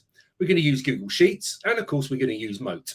Okay. And it's as simple as that. So what we're going to do is we're going to go straight into Google Forms. And in this case, I'm just going to start a blank form and I'm going to go through this step by step, exactly as we would do it if we were setting this up as a teacher. So I'm just going to click on Google Forms to start a blank form. And I'm going to call this one end of unit assessment. There we go. And in the form description, I'm just going to say here, listen to the question and respond using Moat. Simple as that. And then my first question, I'm just going to put in the title or the theme that the question is going to be about. So in this case, it's going to be a Spanish one, and it's going to be Ratos Libres. Okay. And you'll see what one of the brilliant things about Google Forms as well is it's noticed immediately that I'm writing in Spanish, and it's suggested my answers potentially might be drop-down options in Spanish. Now, I don't want that, but it gives me that option. So what I want is a short answer. Okay. But before I do that, I want to record the question into there. So let's go to, actually, let's just take that out. Here we go. I'm going to go to Moat. I'm going to click record. Háblame de tus ratos libres, lo que te gusta hacer en tu tiempo libre y las cosas que no te gustan tanto. So I've recorded my question in there that I want the students to listen to. It comes up initially as the hyperlink, which also appears within your Moat activity dashboard and everything else. So it's sitting here now, 20th of August. I can go in and I can edit that. So I'm going to call this one Ratos Libres. So the title of it matches the question. Now it's done its best at creating the transcript for me. I don't actually want too much of a transcript in there for this case because I want the students to actively listen and try to interpret the question themselves. So all I'm going to do is just change that slightly to the start of the question. Háblame de tus ratos libres, and then just add an ellipsis in there. So Darren, just to, sorry to interrupt you in your flow, just to say, I think you might be showing window only, so we actually can't see you working this wonderful magic out. So I can temporarily remove your screen from the stream if you'd like, and then we can go ahead and do that. Good point. And you are just getting some brilliant comments on your wonderful Spanish pronunciation there. So muy bien, muy bien. Right, let me just reshare. Cheers, Darren. I think it's the green shirt. It's throwing everything. Could well be. I've got this weird. There is no one behind me, by the way. There. Are you sure? Yeah, I don't quite know what that is. It is a little bit scary. Right, we should be better now, John. Perfect. Okay. Cheers, then. Okay, so let's just roll that back. So I've recorded my question there, and it's showing up as the hyperlink, but it will also show up in my activity dashboard and everything else within Moat. So if I go back to the extension and I click up here and I click, we can see I've got my Ratos Libres recorded on the 20th of August at 8:37. I went into the edit. It had a kind of attempt at a transcript, but I've just shortened it, like I said, because I wanted the students to try and understand the question for themselves. So that's all there that's ready to go. I'm also going to save it to my notebook so that I can come back to that and I can use that anytime I like. And that's now there and ready. Now, if I go into the preview mode on this, I've made it a required question. If I was to share that straight away with the students, this is what students would see. So they'd get the Moat card, they'd be able to click and play it. They can only see the small part of the transcript, but they can click and play. Háblame de tus ratos libres, lo que te gusta hacer en tu tiempo libre y las cosas que no te gustan tanto. Okay, and they can respond by clicking record here and producing their answer. So I'm going to do that really quickly, just so that we've got an example to go by. So I'm going to pretend that I'm a student and I'm going to make a student style response to this. En mi tiempo libre me gusta jugar al fútbol en el parque con mis amigos. Me gusta mucho el fútbol porque es divertido. No me gusta nada la natación. Es un rollo. And I'm just going to leave it there. Okay. Now, if I was a student and I was trying to peer assess that, there might well be language that's been used there that I wouldn't recognize myself, because it might be something that the students researched independently. But here we're just going to click submit. The student could go in and check the transcript and edit that if they wanted to. I'm not fussed about that particularly. I just want to listen to them. So we're going to click submit. Okay, and the students here, you can see you've got the option to submit another response. We'll come back to why that might be a little bit later on. So I'm just going to close that window, and we can see now I've got my one response in my form, which I should have titled, by the way. There we go. So I'm going to click on the responses. It shows it here, and it shows in the responses, it gives you the link. But what I'm also going to do is I'm going to open a spreadsheet with it. And that's the bit that the assessment and the peer assessment and the moderation really get involved in. So I'm going to create the spreadsheet. I'm going to call it end of unit assessment there. And that's now opening itself up. And we can see we've got a timestamp and we've got then the Moat link there. Okay. Now I might have collected students' names. I might have collected their email address. It's entirely up to me what I collect at the time. But now you can see it previews as a card. It's really easy for me to just hover over that and say, right, I want to listen to that recording now. En mi tiempo libre me gusta jugar al fútbol. Okay, so we know that we've got that link in there. I can listen to it as many times as I like. I can play it back. I can copy it. I can do whatever I want. I can even go in and I can edit it myself because I've got the edit rights because I recorded it.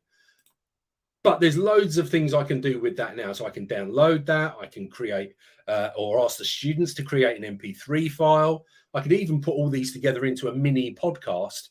If I get 12 students all recording answers to different questions, I can pull them all together into a mini podcast that then the whole class can listen back to. But the other thing I'm going to do now is I'm going to upgrade this spreadsheet. So in another spreadsheet, I've already created kind of the things that I want to be included. So I'm just going to copy and paste those. You can see I've got some data validation going on in here. I've got a total going on. I'm asking for a PA name here and also some feedback. I've got the very, very simple generic rubric. And of course, you can use any rubric you like for both content and communication. So the students are clear what they need to do. And I've also got the information here around peer assessment.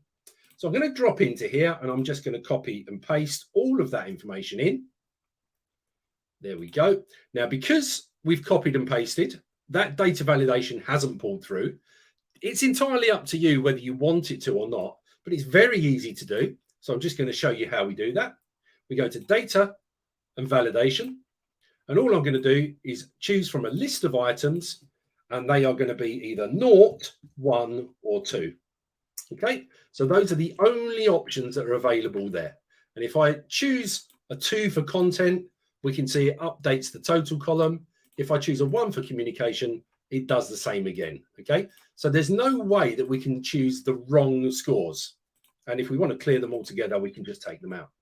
So each response is going to fall into a different row in this column. If we've collected names, we're going to know exactly who's done them. And then we're going to ask either students or colleagues or ourselves to listen to each one, score it on content and communication, give them a total, tell them who's responded or who's assessed them, and also give them some feedback as well. The other thing I might do before I do this, I'm just going to stretch that a little bit. There we go, because there's a horrible spelling mistake in there, which I've just spotted, and I hate. So we're just going to go with this one. There we go, and spring that over slightly. There we go. And I'm just going to screenshot just that information. And obviously it's slightly off screen there, but you get the idea. Because what actually I might want to do is to put that in to my form. So I'm going to add an image to my form by doing an upload. And that is going to be that screenshot that I've just taken. So that when students open up the form, the first thing that they see is the rubric that they need to follow. Okay, don't need to answer anything around it, but they've got the clear, this is what the expectations are. Okay, then they hear the question, then they answer the question and submit. So back in our end of unit assessment, here we go. We've got the timestamp so we know when it was done. We might potentially have the student's email address or their name. We've got their link, and then we can go through and we can listen again. So we know what the question was. This particular question was about their spare time. What do they like to do and what don't they like to do? So we're going to listen to this back again. En mi tiempo libre me gusta jugar al fútbol en el parque con mis amigos. Me gusta mucho el fútbol porque es divertido. No me gusta nada la natación. Es un rollo. Okay, so we've listened to the whole thing. Much like tends to happen around May every year, just before the speaking exams start, is that everybody goes to play football in the park with their friends. So we might have expected that one. And we did talk about what we like doing and what we don't like doing. So we're going to give full marks for content there. Bearing in mind, students can be doing this at any level whatsoever. It could be a simple one question answer. It might be a longer piece of text. It really depends on the students you're working with and the age of those students and their command of the language. Communication-wise, everything communicated there. So we're going to give them a total of 4. I'm going to say that I peer assessed it. And then what I'm going to do is I'm going to give them some feedback by recording a Moat for them. So again, I'm just going to click up here. I'm going to click record. Really great piece of work. You communicated everything really clearly. The accent was good. You just need to work on the pace and the fluency of your conversation. I like the fact that you included an idiomatic expression in there right at the end with un rollo. So we're just going to take that. We've got everything we need there. So we can click to share it. This time I'm just going to grab the link and I'm just going to copy it into there. And then I can share that back with students, and I might protect the other cells so that the students can't change anything, but they can go back and they can listen to their feedback. Or I might just record that and send it to them by email. But it gives everybody the option of seeing everything in one place. And like I say, from a peer assessment or from a moderation point of view, really helpful. So the way I do it with peer assessing is quite simply, I would get all the students to record, and then quite simply, as they drop in, I would say, find your name, and then peer assess the next response below you in the list. Okay. And then whoever's at the bottom goes back to the top and then work from there. And anything that doesn't get picked up, sometimes you get the odd anomaly where the person below them has already been picked off by somebody else. Because you're recording who's doing it, you should see if anyone's doubled up. But if you've got anyone that finished adding really quickly, then you should be able to say to them, look, can you pick up number 6 for us? Can you also respond to that one?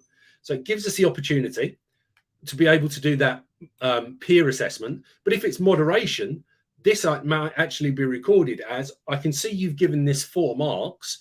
However, I don't think there's quite enough information communicated there to be able to give that the full 4 marks. I think it's probably a 3-mark answer. So you can leave feedback for each other and for colleagues as well, across a department, across a school, or even wider across a district. Okay. So that's pretty much the basics behind it. But of course, this isn't just useful for modern languages. Any teaching aspect where you've got an element of spoken response, where you've got speaking and listening, and you want students to explain their thinking, you can do exactly the same thing. As long as they know what their rubric is, what they're working to communicate, and they've got the means by which to communicate it, they can do those things really, really easily. And of course, the other option you've got is if you want to make this more of a student choice board kind of affair, and my good friend Stephanie Howe is a great advocate of choice boards. One of the things you could do with this, of course, is turn it into a branching form. So if you've got your rubric in there, what you could say is add in a question here, which is choose your topic to respond to, okay? And we make that a drop-down option here. Oops, here we go. So we might have ratos libres, we might have salud, we might have educación, and so on. Okay, and they might have to choose from various different ones. Once we've done that, if we create sections, we can then create this branching form. So I'm going to add a section in. So we choose there. I've got this one. This is going to be ratos libres section. Okay, and then we do the same for the others. So we'd add in another section. Oops, just drag that back up, put it in the right one. There we go. So section 2, ratos libres. Section 3, then would be salud, and they'd have an answer in there. And then we'd have section 4, which would be educación. And we can record a different question for each one. And then up at the top here, where we've got our branching aspect, we can use the more menu here to say, go to section based on answer. So if they choose to say ratos libres, they're going to go to section 2. If they choose to talk about salud, they're going to go to section 3. And if they choose to talk about educación, they're going to go to section 4. Then one of the key things to remember is at the end of each section, then just make sure that it goes directly to submit to form. Otherwise, you end up with people having to work all the way through. And if we go through and look at that now as a student, I can say, right, I'd like to go to ratos libres, click next. It's going to take me to the ratos libres question. Or I can go back. I can choose to go to educación, click next. And this time it would take me to the education section. And then from there, I can record my response. And in that way, you can have students having the ability to answer any particular questions that you might want, but the ability to not only practice speaking, to be able to listen to themselves back, to be able to listen to each other, and for you to be able to give them good quality, impactful, powerful feedback without any other distractions. And apart from anything else, the students really, really enjoy that. And they love having the opportunity to just play back them talking to their friends and things like that, and their parents, particularly when they've had positive feedback. So that's one way of using Moat to be able to not just peer assess, but also teacher assess and moderate across, in this case, languages, but actually any other subject at all. I don't know if there's any questions. And here I am. No, I didn't know if that was a little pause at the end for me to jump in there, Darren, but it sounds like it was. I'm just going to remove temporarily your screen. That was absolutely brilliant. Like, there was so many ideas being shared. It was an education on how to use not only Moat, but obviously how to use Google Workspace with the way that you were so fluently, as of course someone of your stature would, but navigating between forms and sheets and everything else there. So I know that there were, and I think it's important to say, like, just whilst that might have been an example that was from the language classroom, is that something that can definitely be applied more widely. And I would definitely encourage and echo what I said at the beginning is, you know, Darren is a great wealth of resource and help for lots of teachers and educators, regardless of the subject that you teach. So what I'm going to do, Darren, is I'm just going to put your Twitter handle on here. I'm actually going to stop it scrolling and just push it out. So yeah, so I know that you're always very, very happy when people reach out to you via Twitter. Absolutely, yeah, more the merrier. And you know, it's a great opportunity and a great platform to share on. So absolutely, more the merrier. Perfect. All right, Darren. Well, yeah, so thank you so much for that. Looking forward to being able to share, and I know there are one or two questions over resources that will be coming your way soon. But I will leave you to enjoy the rest of your Saturday evening here in the UK, or what's left of it. And also, yeah, so looking forward to hear your thoughts on the other remaining sessions. We're 3/4 of the way through. Okay, cheers, Darren. Goodbye for now. Brilliant. Thanks. Okay, everyone. So we are 3 and a bit minutes away from the hour. So 4 p.m.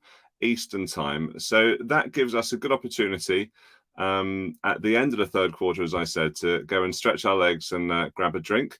So very much looking forward to the next presenter. Jennifer Scott is going to be sharing all about springboarding into language learning with Moat. So I will catch you all in 3 minutes. Cheers.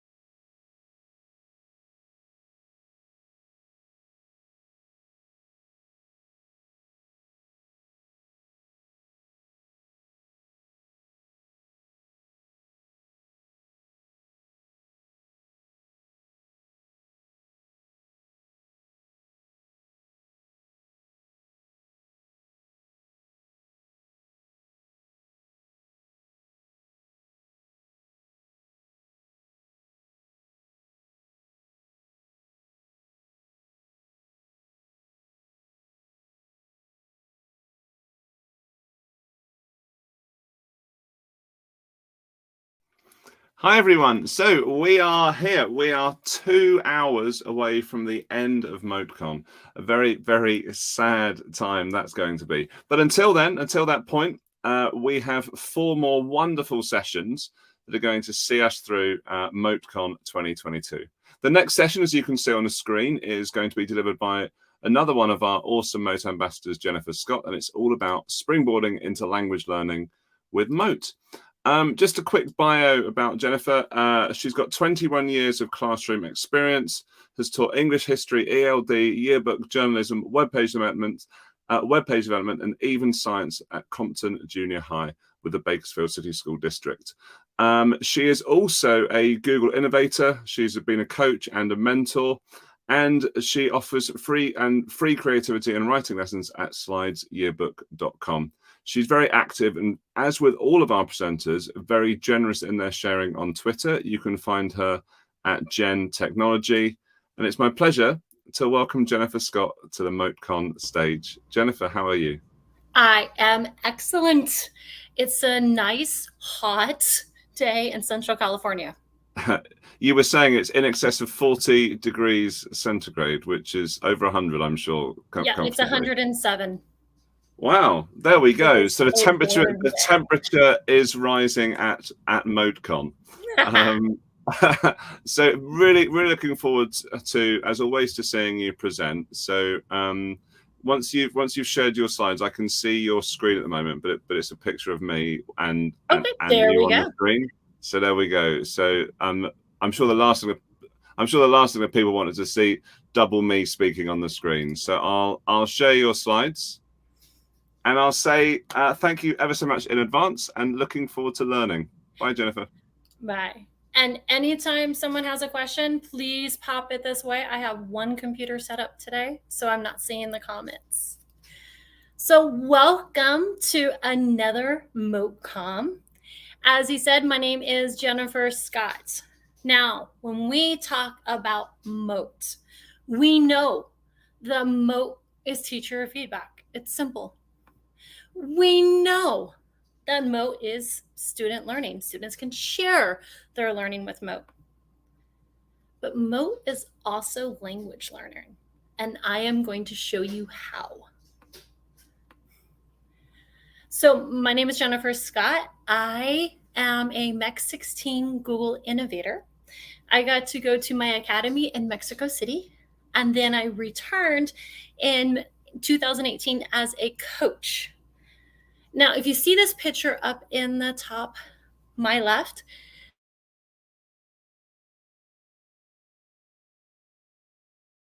that is a picture of me. And these are my friends. And there's so much I wanted to communicate with them, but I felt like my Spanish was so basic. Like, what could I do to express my brilliant thoughts? Well, we could use Moat today. First, let me show you what Moat is.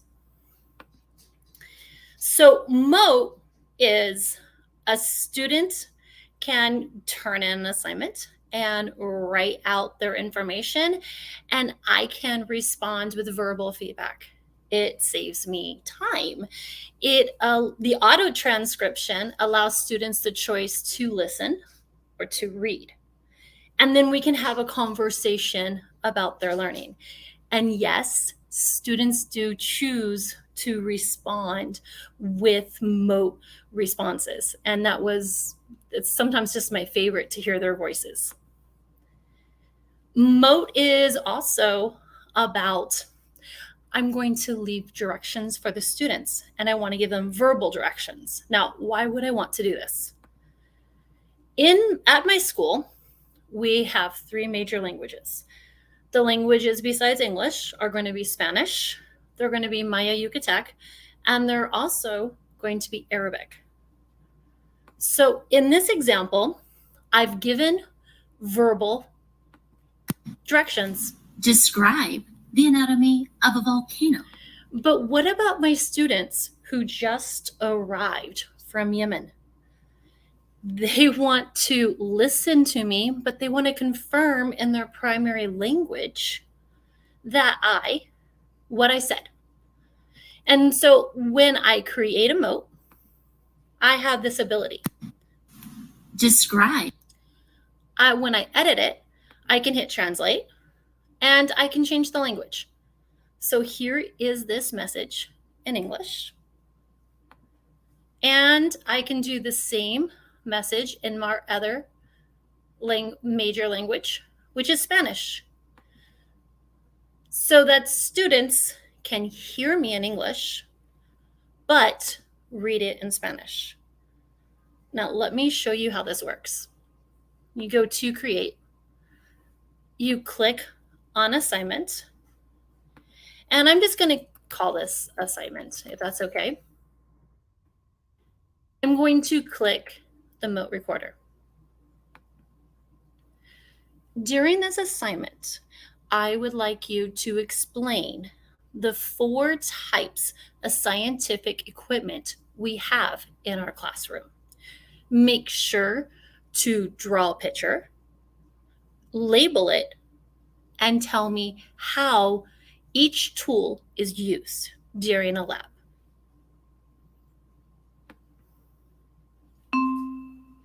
I click on Edit. During this assignment, I notice how quick the auto transcription was. It's just amazing. And now I go to Translate, and I choose the second language. I click Save. I exit. I'm going to put this under Science and Assign. So we come here and notice the students can listen. During this assignment, I would like you in English and then read it in Arabic.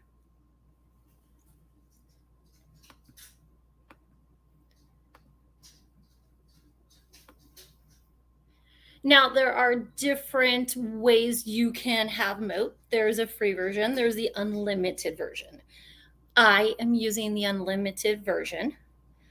And this is what I'm working with my school. So we can get a team license or a whole school license. That is my goal, so that students can also use that transcription. Let me show you. When we're teaching ELD, English Language Development, we need to focus on reading, because reading is really difficult for our students. It's actually the lowest score when it comes to our state test each year. So one thing that we've done is I have students who are just learning English, just arrived, and they want to do the same assignments as the other students in the class. Well, we're reading Return of the Unicorn. And so let's go to this assignment. Return of the Unicorn. This student is given a Google slide.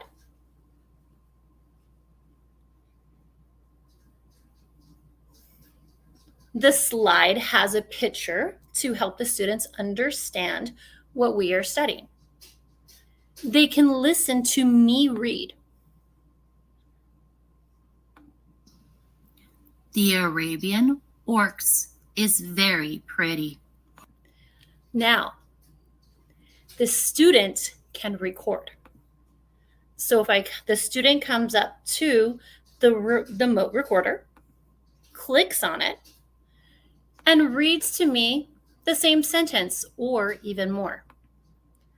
The Arabian oryx is very pretty. Click and insert. Notice that I actually have this assignment set up in Spanish for my students as my example.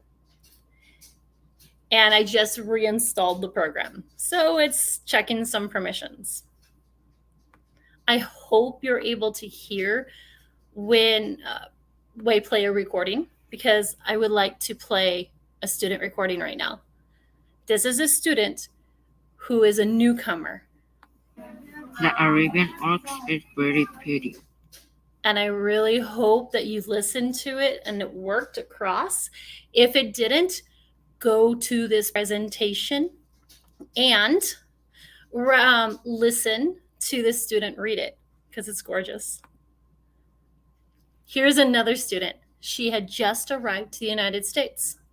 The peninsula has one huge desert. And notice how the classroom is noisy because that's what a language classroom should sound like. It should be noisy. Now, the question is, am I going to use Flip or am I going to use Moat? And this is the answer. When the student's going to read one sentence, 2 or 3 sentences, I'm absolutely positively going to use Moat. For students reading entire paragraphs and articles, I'm going to go use Flip. You can use both. They're awesome. Now, how can Moat be used to improve writing? Before I go on, John, can you tell me if there were any questions about the last segment regarding reading? Hi, Jennifer. First of all, we could hear your student's voice loud and clear, but I shared I reshared just in case people couldn't see on the screen the link to this particular presentation. A question that came up from Cheryl was, do you use one or more questions on a typical end of unit assessment? Explain, give me more of an explanation. That is a question that we've got on the screen. So Okay. so I can relay the question should there be any further development there. I would be giving multiple questions. So I'm thinking, for example, when the students have to do a speaking exercise, they're going to have 4 different ways they have to show it. Brilliant. Thank you. And there's also one other question which I'd be able to answer as well, which is from Anise Benamy. If I record in English, can a student hear it back in a second language as her pre-Ks don't read yet? Unfortunately, currently, we are unable to offer a translation of the audio, although who knows? Who knows? We'll all keep our fingers crossed for that. Just tell John that you want it and he'll make it happen somehow, some way, in some year. There we go. You heard it here first. And back to you, Jennifer. All right. So reading is the first method. Now let's talk about writing. And this is going to go to the person who teaches kindergarten because the next part is really going to help those kindergarten students. Because what they can do is they can write and they can read what they write. So we have learned that we have the learning zone. And on the learning zone, there are many different lessons. On the learning zone, you will see one about creative writing. Students can write their own books, whether they're in kindergarten or they're in junior high, like my students. Now, this is an assignment I actually gave last year. The students had to write a story over a number of weeks. And when their stories were done, the next step was to illustrate it with pictures. And when you go to this slide deck, you'll absolutely be able to see these examples. I made copies of them. You will be able to hear my students read. So here's a copy of my newcomer reading her story. Here is a student who's considered a level 1. Here's a student who's considered a level 3 in her speaking and writing and listening abilities. So come to this slide deck so you can hear my students speak. For the upper grades, I want to show you something super special. I am going to be using a program called Doc to Slides, and it's by the incredible Alice Keeler, who loves Moat as well. And what this does is the students write a story. This is a story our students wrote together. Then you go into extensions and you go to Docs to Slides by Alice Keeler. Notice I created a template for you. Go check it out. I already made the copy, and I'm going to copy it. And I am going to paste it here. Do I have to do this step? No. I've done something special with this template that I'm going to show you right now. I click on Create Google Slides. I don't believe the number actually matters. I just put a 1. And what happens is this entire story is going to be added to the Google Slides. And every paragraph is going to get its own slide. We're waiting. This is when you go get coffee. I'm going to delete the first slide. And here is the title and the name. And then here's the writing. Now, why did I use this particular template? Because I can change this and I can add pictures. So this is a template. And I can go search. The student can then click and search the web. And we want to have a picture of a beach because that's what's happening.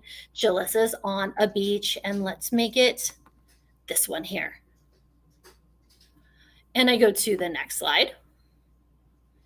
And I want to change to a different layout. Let's go ahead and do the circle image placeholder. And I apologize. I was playing around with it and that one stopped working, but that's okay. The other ones work. And the student reads their writing, searches the web, and where are we? Let's have a picture of a clock. Did you know there's going to be a clock on the beach? Absolutely right. So now the students have illustrated their story. And I'm going to go ahead and make this a little bit smaller. I'm doing some shortcuts. Message me on Twitter and I'll tell you what those beautiful shortcuts are. But the student, including the kindergarten students, will click on the Moat Reader. Click next. Oh, I'm in a different account, so I have to do all the permissions. They warned us about this. And what I'm going to do is the student is going to read the story. And the student is going to read every single page of their story so that other people can hear it from the author themselves. So Moat, amazing.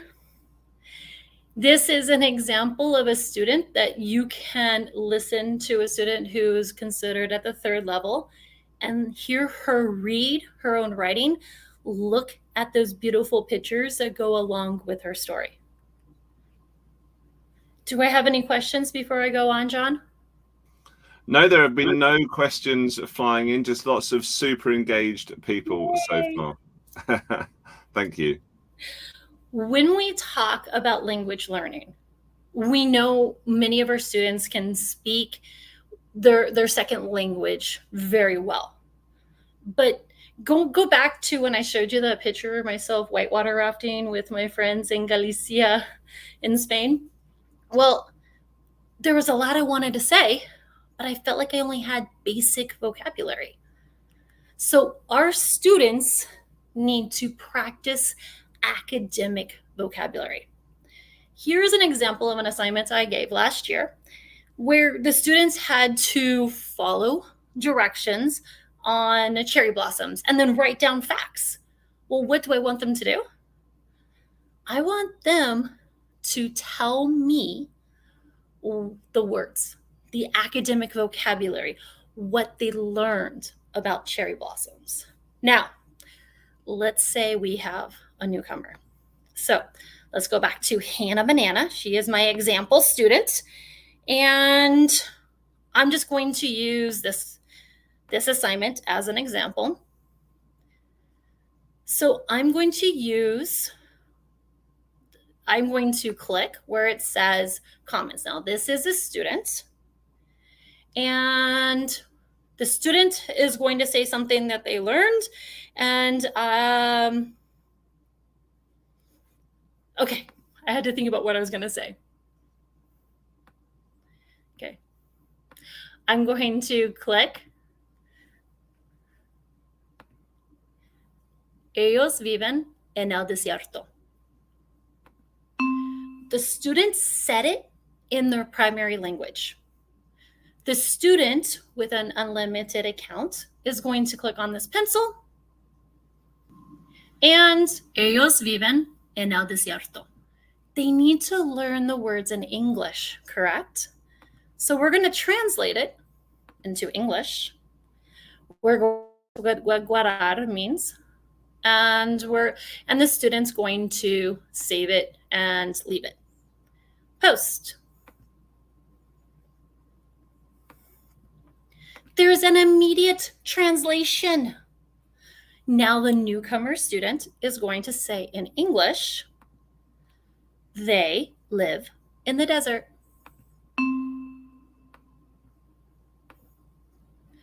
And now the teacher can hear it in English. The teacher reads it. The student says it in their primary.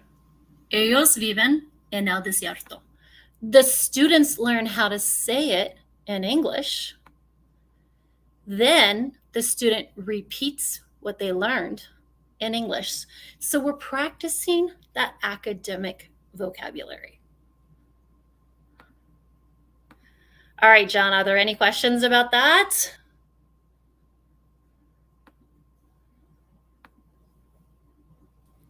We are still at the same stage. No, there's just Alex has just said that he's got to get his Spanish phrases going on in class this year. Excellent. So I had examples, and as I was listening to them today, the student audio didn't work, but I'm going to show you that we were studying the Middle East last year, and students had to decorate their pages. Then here is a student who on October 20th told me what they were learning in English. That's the beautiful part. And if this had worked, this would have been gorgeous. But a student drew this picture of a puppy, and after practicing with Moat for months and months and months, told me in English what this puppy did. And I wish that video worked today. For some reason, it's not working. As always, the students have to tell me what they learned in the private comment. They can write it. They can use Moat. And that's what happened here. The students spoke in their primary language and then translated it into English. This student spoke in their primary language, and I'm not sure why it's in Spanish, but it's in Spanish down there. So as you can see, Moat is more than just teacher feedback. It's about communication between the student and the teacher, because our students are brilliant. Our multilingual students have so much to say, and they want to learn the vocabulary. And that's what Moat does for us. Back to you, John. Jennifer, that is so awesome. You've got your so you've been very good at going back and forth. You've kept me on my toes as well. I tried to have a bite to eat, and I failed miserably. But I was totally glued in, focused on your session there. As with lots of sessions from MoteCon, people just overwhelmed by the brilliant ideas shared. Some of the ways in which, obviously, it was great to follow on from Darren, who joined us previously as a language teacher himself.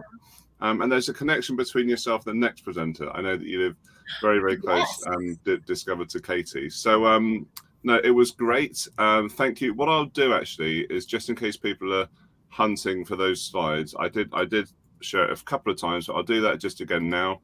So dropping that into the chat there over on YouTube. We'll also make sure that when we send out the resources after MoteCon, that everything like this, not only for Jennifer's session, but for all of them, are covered. All right. Thank you so much. And I really hope that despite the heat, that you managed to enjoy your Saturday afternoon, and fingers crossed it cools down for the evening for you, Jennifer. Okay. All right. All right. Goodbye for now. And Thank bye, you. everybody. Okay, so what another brilliant session there from Jennifer. Thank you so much, Jennifer. Do follow her. Her username on Twitter is @GenTechnology. So we are 5 minutes away from the next session, which is going to be with Katie McNamara, another Moat ambassador. So for the next 4 minutes or so, just go and relax. Join the conversation over on socials using the hashtag MoteCon. There's lots going on there. And I look forward to seeing you in just under 5. Bye for now, guys.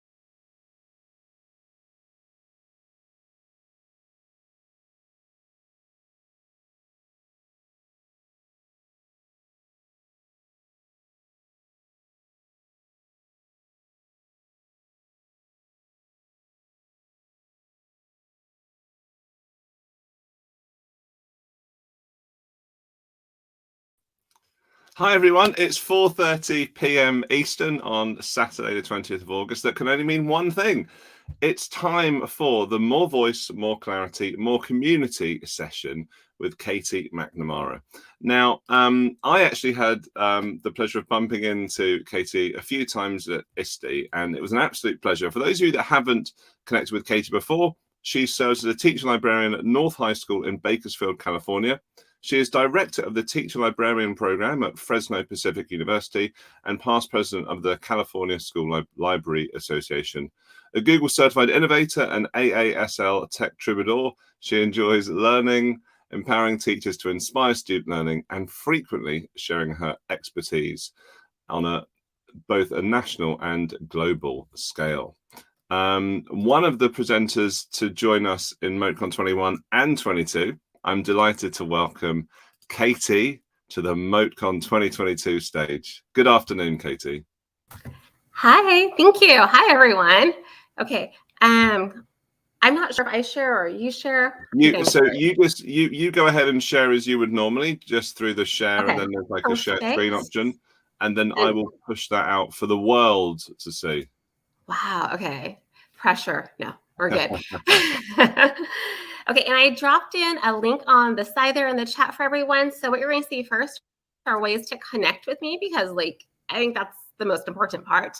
But then you will also see the deck that I'm using today. It's just called More Moat, because you guys have got a lot and we're just getting more and more. More moat. Yeah. Can there be too much moat? One wonders. I don't think so. So whenever you're ready to share, I will push it out to the stream. Just like a few more clicks. Okay. There you go. Good. Yeah, no, you've definitely clicked a sufficient number of times. So if you start sharing your presentation, Katie, I will push that live, and then I'll leave you in peace.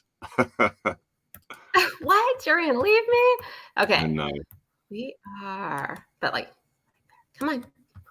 My clicker's going a little slow. So I can see that. I can see the slides. Just say the word. Can the world? I think we're good to go. It just says it's taking a bit of time to load there. There we go. I'm really looking forward to this. Everyone tuning in, MoteCon Day 2. This is Katie McNamara. Over to you, Katie. Thank you. Okay, so here we are for this awesomeness here. More voice, more clarity, more community, more belonging. That's a lot of important stuff, but we got this one little tool that'll really bang all that out. So I'm going to show you just little hacks, because we have so much on our plate already. I don't need more on my plate. No. Just show me how to do what I need to do easier and give me back some time, because I like to eat and not just, scarf it all in 2 bites. Although my son, he's really, really good at that. Okay, but I chew my food. Okay, so how does voice build community? I want to go ahead and just start there. And if you could even just dump in the chat so we can learn from each other too. Give me some ideas what you think about with this question. How does voice build community?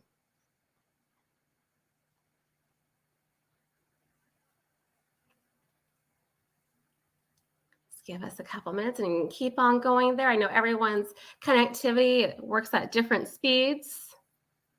Okay, hi Sarah, so glad you could join us.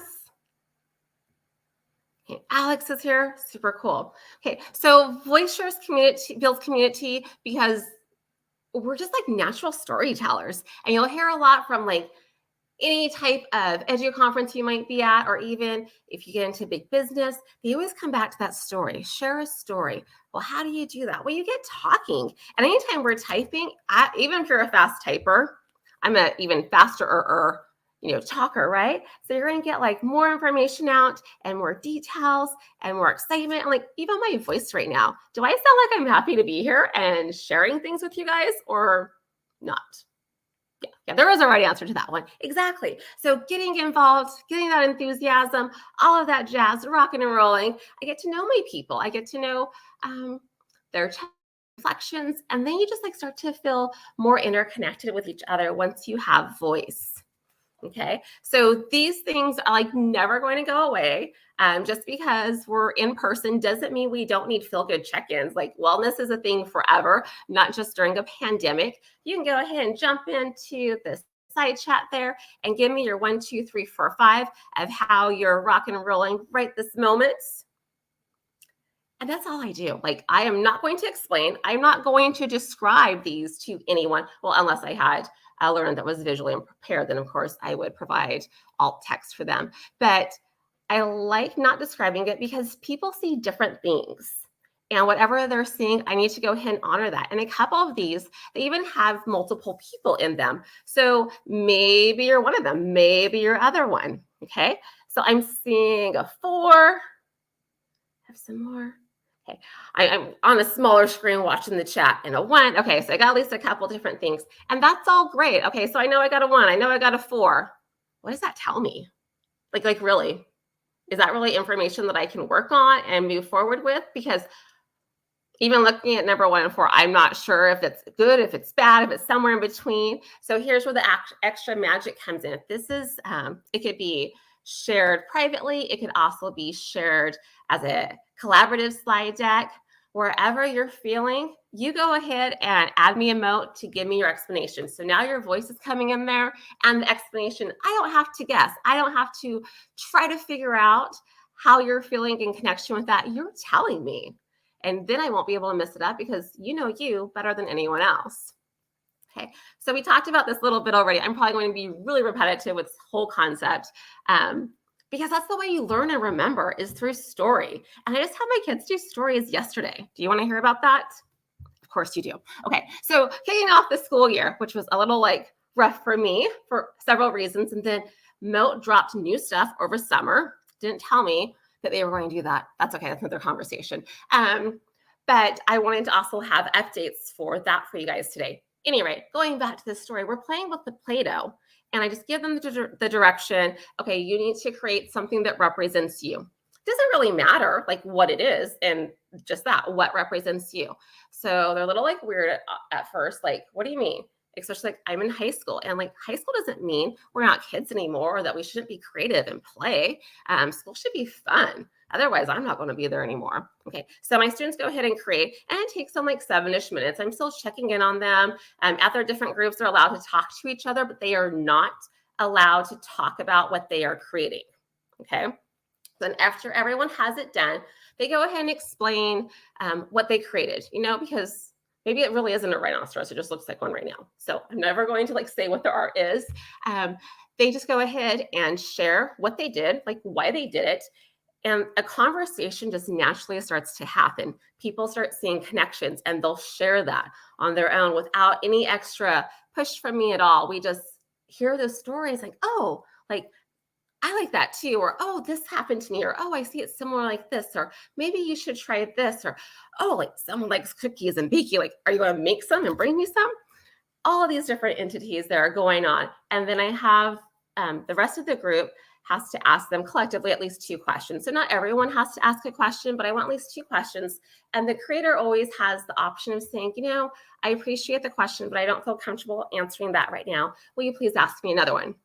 So totally honoring the ask and the denial and respecting everyone, building that culture right from the beginning, helping us get to that sense of belonging as well. Okay, so we take turns. Everyone in their group does that. And there's just like these warm feel-goods. I don't tell them this. You know what we do the next day? Next day we come in, and if John and I were in a group together, I'm going to go ahead and tell John's story about what he created the day before. And that is where the big power comes in. So now John is hearing that someone else cared enough to listen to their story and remember it. Okay, so then John also has the opportunity, in case like my brain doesn't remember an important detail, to go ahead and fill in those blanks. So we still have this conversation going on. And it's all good and fun, but you want to get like the geeky, edgy connection with it. Anything that we create, those visuals and that story is what helps us remember it. So my students created the visual, and then we have the story, and then we have that extra like kindness going on with telling someone else's story. And that's going to ride with them all the way through with everything they create in my class, whether it's 2D, if it's 3D, if it's an infographic, if it's a video, using those visuals and being mindful of embedding a story in there to help people remember what we're discussing. Okay, all of this stuff going on, getting that passion.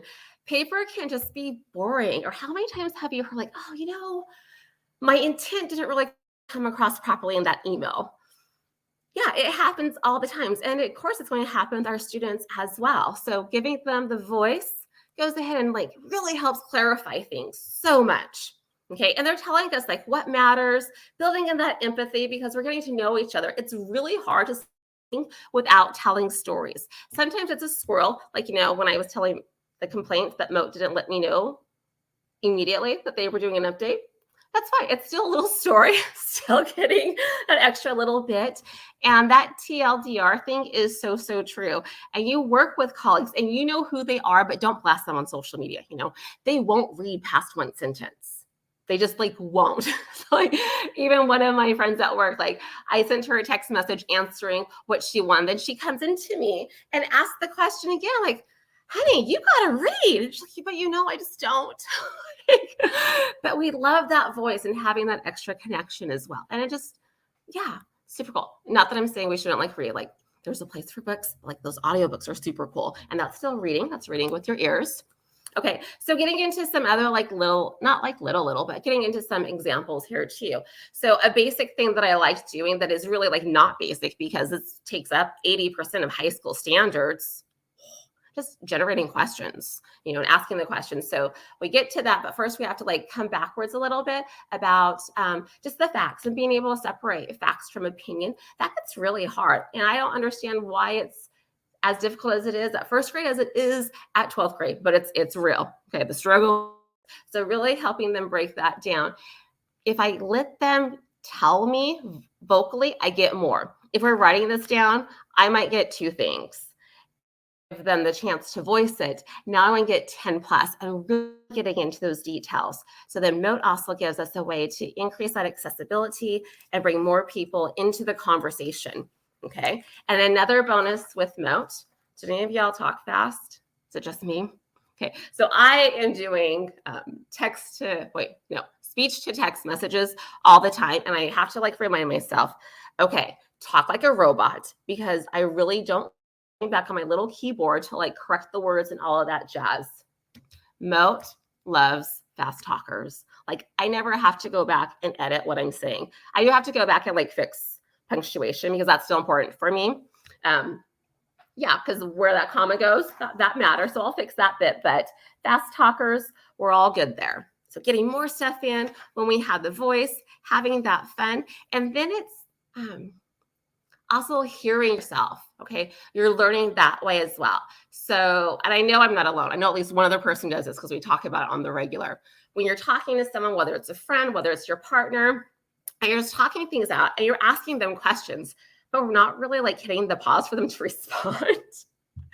And then as we keep on talking to them and trying to figure out whatever this thing is, we wind up figuring out the answer. Like it was in there, but it was like back a little bit. That's the power of voice, even for ourselves. As we're listening to ourselves, we'll get some more going on in our mind, those dendrites, extra connecting. But even if the person doesn't talk, it's because like we didn't let them talk. Think that. Like, I am thanking my husband all the time for helping me figure something out when he said nothing. Just getting tons of kudos there. Okay. So this is like super fun. I'm so excited to be using this year.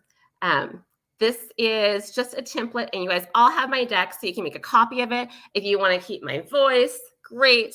If not, use your own. You want to use your own colors, go for. Obviously, I have an affinity for purple. Okay.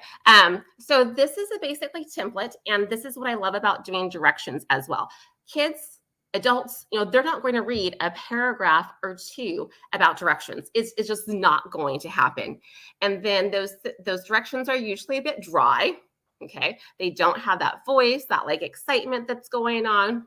So here I have the template. And then what's going on in here as well with my notes are the like directions and extra explanation of what this is for. So the students can just go in here and you can see right away like how long it is, click their play, and they'll hear pieces of what's going on there. And I have captions on my computer. I'm going to click that off. Okay, so that's going to let us know like what we're starting with. I want them to have that narrowed focus, have those questions of what they're going to go spend their research on. Okay, this is the body. I probably should go back there and put, no, I don't want to do body. Okay, see, talking out loud, I'm answering my own questions. It's powerful. Okay, and why I don't want to put body there is because that makes a direct correlation usually to essay writing still.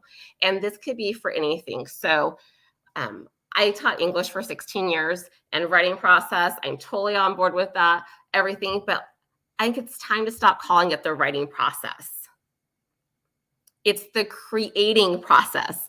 Whatever you're doing, if it's a video, if it's a sculpture, if I'm making a new recipe, like there's pre-planning going on. There's some thinking happening before I go ahead and get started. And then I go ahead. Okay, so let's go back to the cooking analogy. You know, I'm going to go ahead and have my outline about what I want to do to make sure I have the stuff so I can make it. It's like, okay, these are the important items that I have to make sure are included. That'll be my ingredients. And then my rough draft. Okay, sometimes things aren't great the first time. And you go ahead and you edit, you refine, and then you try again, see if you like it that way. And peer feedback is always, always essential. My peer feedback are my boys and my husband usually. Sometimes it's lucky to be the people at school, but I really don't like giving them my first drafts, you know, because if they don't like it, I'm a baker, so I've got like some standards to maintain up there. Okay, so going through that, and then I get to like my final, like, okay, this is it. Like so many people perfected recipes over COVID. My big recipe I perfected is snickerdoodle muffin. And tell you, it's amazing, amazing. Okay, so my rationale, that's what I decided to title it there because I didn't want to say the word thesis in print, because like in print, it seems like so like official and final in stone.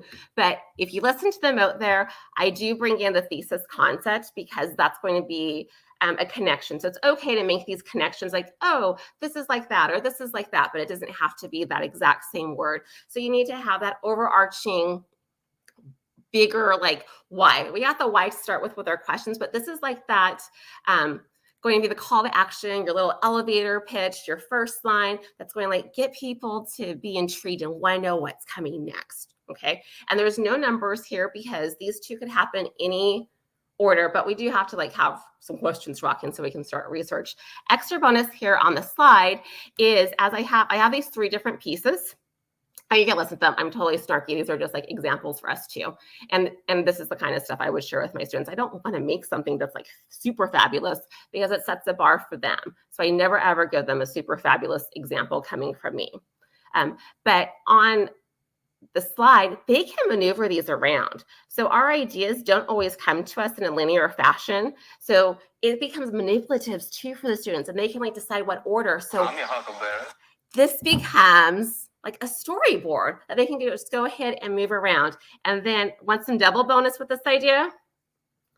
Like, of course you do. Okay, so on the playground slide, which you're not seeing because I'm full screen, and that's what I'm calling it. It has an official term, but I like playground. Okay, and I'm Google Innovator so I can make up words, right? Okay, so outside of that square, you have these 2 boxes, okay? And those are on the side there. So you got the to do. You're not seeing the Moat. I added the Moat after I did the screenshot. Apologies there. Okay, but I'm still like explaining what to do there. So that's a spot for them to have their checklist. And then they have the choice if they want to type it out or they want to go ahead and Moat it. And then help, I have in there like why to use this section and explaining some stuff there too. This is for them to like say what they need help on. And then there's extra direction there. Like if you want help from me, go ahead and tag me if you want help from a peer, if you want help from this other person, this friend that you know that is an expert on yada, yada, you can go ahead and tag them so they'll get that information right away. If you don't know the person, that's okay too. Like this is just like something that I need, totally fine there. And then on the other side there, I took another screenshot just so you can see what it looks like. So when you do your Moat, you can go back and add the comments. And then it will be there too. So I can go in there and know like exactly where it is. Okay, yes, this is for me. I need to go ahead and take care of this for this kiddo. So super, super powerful. Students are owning their learning, telling me what they need help with, because that's much more important than me saying what they need help with. And really, like, across the grades, they all need help reading, writing, thinking. So, like, let's move on. Let's just help them do all those things so they can create and inspire and have fun. Okay. So when you're looking at your Moat, though, a few things I want to draw attention to. I think most of our presenters showed you like the ins and outs with it, like how to do the recording, how to get that translation. But there's a couple of other things that are super, super essential as well. So the first one we've got what it looks like with the basic recording. And that's just me being me. I was struggling with Google Classroom for a little bit because there was an update, but I got it handled. Okay, so you're seeing that. So being raw right here, this is something I just did. So this is exactly what it looks like. So you do your recording. You can see at the bottom, you've got the translation option as well, the star option, little 14-second guy. But there's that pencil. Like, click on these things. Okay, that's for you to edit. Use that feature, like really look at it, because if your kid is going, or a student, whomever is going to go ahead and look at the transcript for assistance, it needs to be the correct words. It needs to be spelled correctly. And I promise you, it will not do, it won't take up that much time, because if y'all haven't noticed, I do tend to talk fast. So recordings are also cool there. You can go back. So big word they missed there was eek. Okay, Moat didn't know what eek was. They did like etc. Not a big deal. Go ahead and fix that real easy peasy.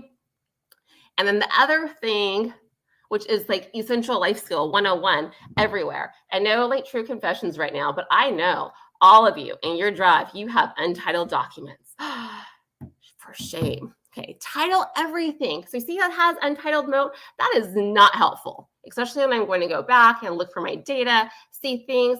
I'm going to have to open it and play it and figure out what I was talking about to see if I need to follow up with students or not. Nope. Save your time. Title it right away. You got that title. Bam. Now your data will always make sense. Okay. Title everything. Sure, you've got a few options, and you've seen this all before, but here it is in one spot. Embed codes. Those are always cool too. You got the link option, QR code. If you're like, but I don't want to use that one. I use QR tune. Fine, take your link over there. Make the QR. If you want a QR code, use whatever makes you warm and fuzzy. If you want to use Moat, use your Moat. You are good to go. And see that classroom button? Okay, so y'all, true confessions here. I wind up working with 3 different LMSs. Yes, that is my life. I love using Google Classroom for this Moat functionality. It saves my wrists. Helps me connect with my students so much quicker, and the understanding is just, it's brilliant. It is truly game changer for myself as well as for my students. Okay, so we've been looking at this stuff, just showing it again here. So that pencil, make sure you saw it as well. There it is. Did you go ahead and do your edits? And this is the new thing, and this is like a game changer. So excited. So I forgive Moat for not like asking my permission, having that conversation early. Okay, so in Google Classroom, you're going to see Moat Loops. It says beta. It's still working pretty good. Okay, you got make sure it's clicked on. I don't remember how to click it, but like you can look at the box. It won't be purple if it's not clicked. Go ahead and click it there, and you can go ahead and see the transcript there as well. And then here's the magic over here on the side. I can see that I sent it, but my student hasn't responded yet. And I can see not only just has she not responded, but she also just hasn't seen it. So, you know, that makes the difference. Being left unread, that's a problem. But like I can tell that did not happen here.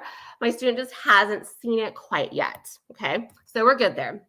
So here's what it looks like after they've seen it. So the Moat Loop gives you the Moatness that you can share. That's awesome. And I wanted to share this too. Use their names. So I always start off when I'm giving feedback, having those conversations. People like to hear their names. And it's a great way to show respect too. So hi, Roxy, starting that way. You saw Farah's before, but this one happens to be Roxy. And yes, I know it says Roxana. She goes by Roxy. We're close like that. Okay, so on the other side here, I have her response. Okay, and this is really neat too. So there's option for the students to tell you if they need help on it or if they know what to do. So they're going to go ahead and assess themselves and then provide the response. Super powerful too. Okay, so knowing their comfort level, if they really think they've got it, that's also really key information for me as a teacher. Okay, so I'm getting nervous about time, even though I'm talking fast. Okay, so this, you can go ahead and click on it. Things are hyperlinked like crazy for more awesome. I love using visual literacy to introduce anything new. So I was covering a topic with the California fires. This connects to a deck that has tons of images. Students are to generate questions, because that's a big thing. We're just working on generating questions. Think about your setup in your class. Do you have an icon for your classroom? Is there something really particular with your decorations? Butterfly is me. So what I've got over here, I have this butterfly, and you see that? Like, I have it set up to be connected to Moat. So that can be a visual for my students too. Anytime you see this, and I'm personalizing it, okay? There's going to be a piece of directions. Go ahead and listen to that, and it's going to give you more goodness, okay? So the way to do that, I have my image, and then I added my Moat. Like, but I can't see the Moat, and your butterfly see-through. I know, that's why I grabbed that kind of butterfly for y'all. You can make the Moat circle thing be transparent.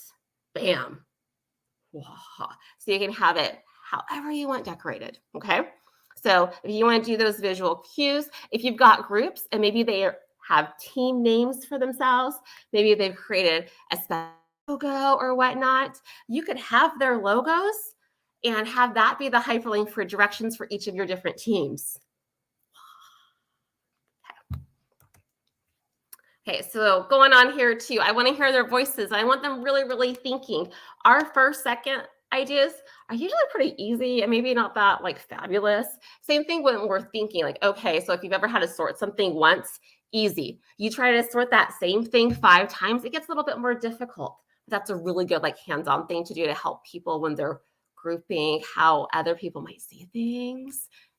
Okay, so looking at which one doesn't belong, we're going to rack it up to higher level. We're leveling up here. Okay, so they have to go through and give me a Moat for each one, telling me why that one doesn't belong. Not just why. Let's say they picked number 4. Fine. That's easy. But can they tell me also why number 1 and number 2 and also might not belong? Getting that critical thinking, really building that up, because that's what I want. I want them thinking, right? That's kind of important. Okay, so we don't have time for this, but there's a collaborative slide deck. If you want to go in there and add to it, it's just super easy. Another way to build community. And this group, we had flamingo as an icon. So I've got that there with my directions. See, just bring in those little connections that help in and help everyone. Go in there, have your little image of whatever makes you warm and fuzzy inside, and then add a Moat explaining, because just because you gave me something that does this basic, like that why matters, especially when that why is the story of you. Because I don't want just like 50 pictures of cats, although I do stock Catter Day on Saturdays when I need to pick me up. But I want to know why. Why is this important to you? Because each person that I engage with, I really value, and I want to get to know them more. So those of you that don't know me, oh my God. Okay, these are my babies, and like this is just this summer. Yes, and no, they're not on a couch. They're really on just a small love seat. They're just ginormous. 21 and 16. My oldest works out of state and came home to surprise me for my birthday. And I just like love this because they're still are interconnected. They're 5 years apart, but look at the smiles and they're laughing. I think they were tearing up my love seat too, but that's okay. Still made me happy. Happy mama heart. Okay. Gosh, I'm running out of time, John. Okay, he hasn't kicked me out. Okay, so all of this. You've still got a couple of minutes, Katie. You've still got a couple of minutes. You're all good. Thank you. Getting into that why, we hear that all the time. There's books and presentations and seminars that people have made millions of dollars about explaining their why. Let our kids have that opportunity. And I say kids a lot. I have some of my kids, as John mentioned, I also teach at the university. They're older than me. I don't care. They're my babies. I want to get to know them. I get protective and all of that jazz too. So letting them explain to you the importance and their why, it is beyond powerful. Those of you that have done teacher student journals, adding that Moat element is a game changer. If you don't know what this is, you can Google it. I'm so sorry, we can't get into that right now. Last piece that I want to hit home about why that title is so important is, again, to make your life easier. Remember, I mentioned that at the beginning of this, like, we don't need to add more on our plate. Like, okay, how can I manage what's here and feel like I've taken something off? Okay. So this is why we do that title thing. See where it says in Google Slides?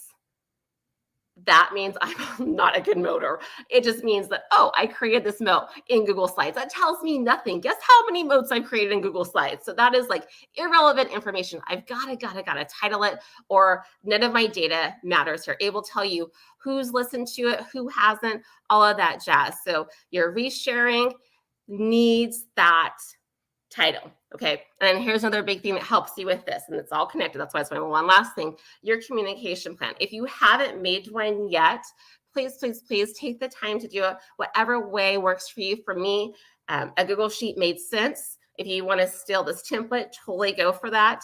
So I've got I'm going to focus on the Moat one. So there's a few different items, but I have my Moat at the ready. So anytime a student is absent for 3 days, I will go ahead and just grab that Moat and send it to them, because this is what you do. You don't say like, oh, John, I noticed you haven't done blah, blah, blah that was due at such and such a date and you've been out.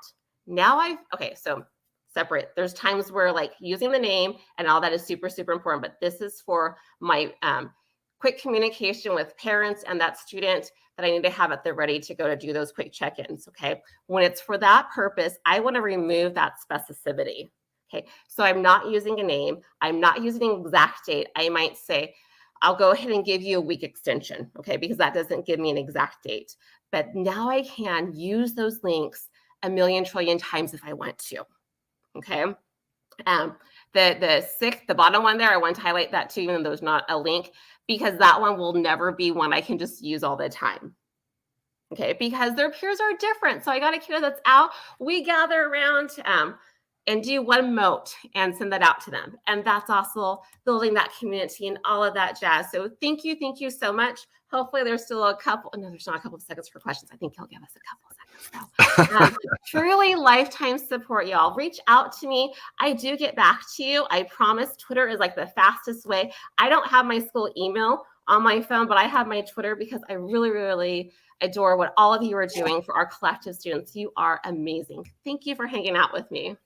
And on that note of being amazing, Katie, no one is more amazing than your good and wonderful self. Thank you for such a action-packed session there. That was truly remarkable how you were able to cover so much in only 30 minutes. And I can definitely vouch for the value of connecting with Katie and actually all of our presenters that really so generously give and learn and are just eager to collaborate with educators all over the world. So I would definitely encourage you to do so. So connect with Katie there for lifetime support.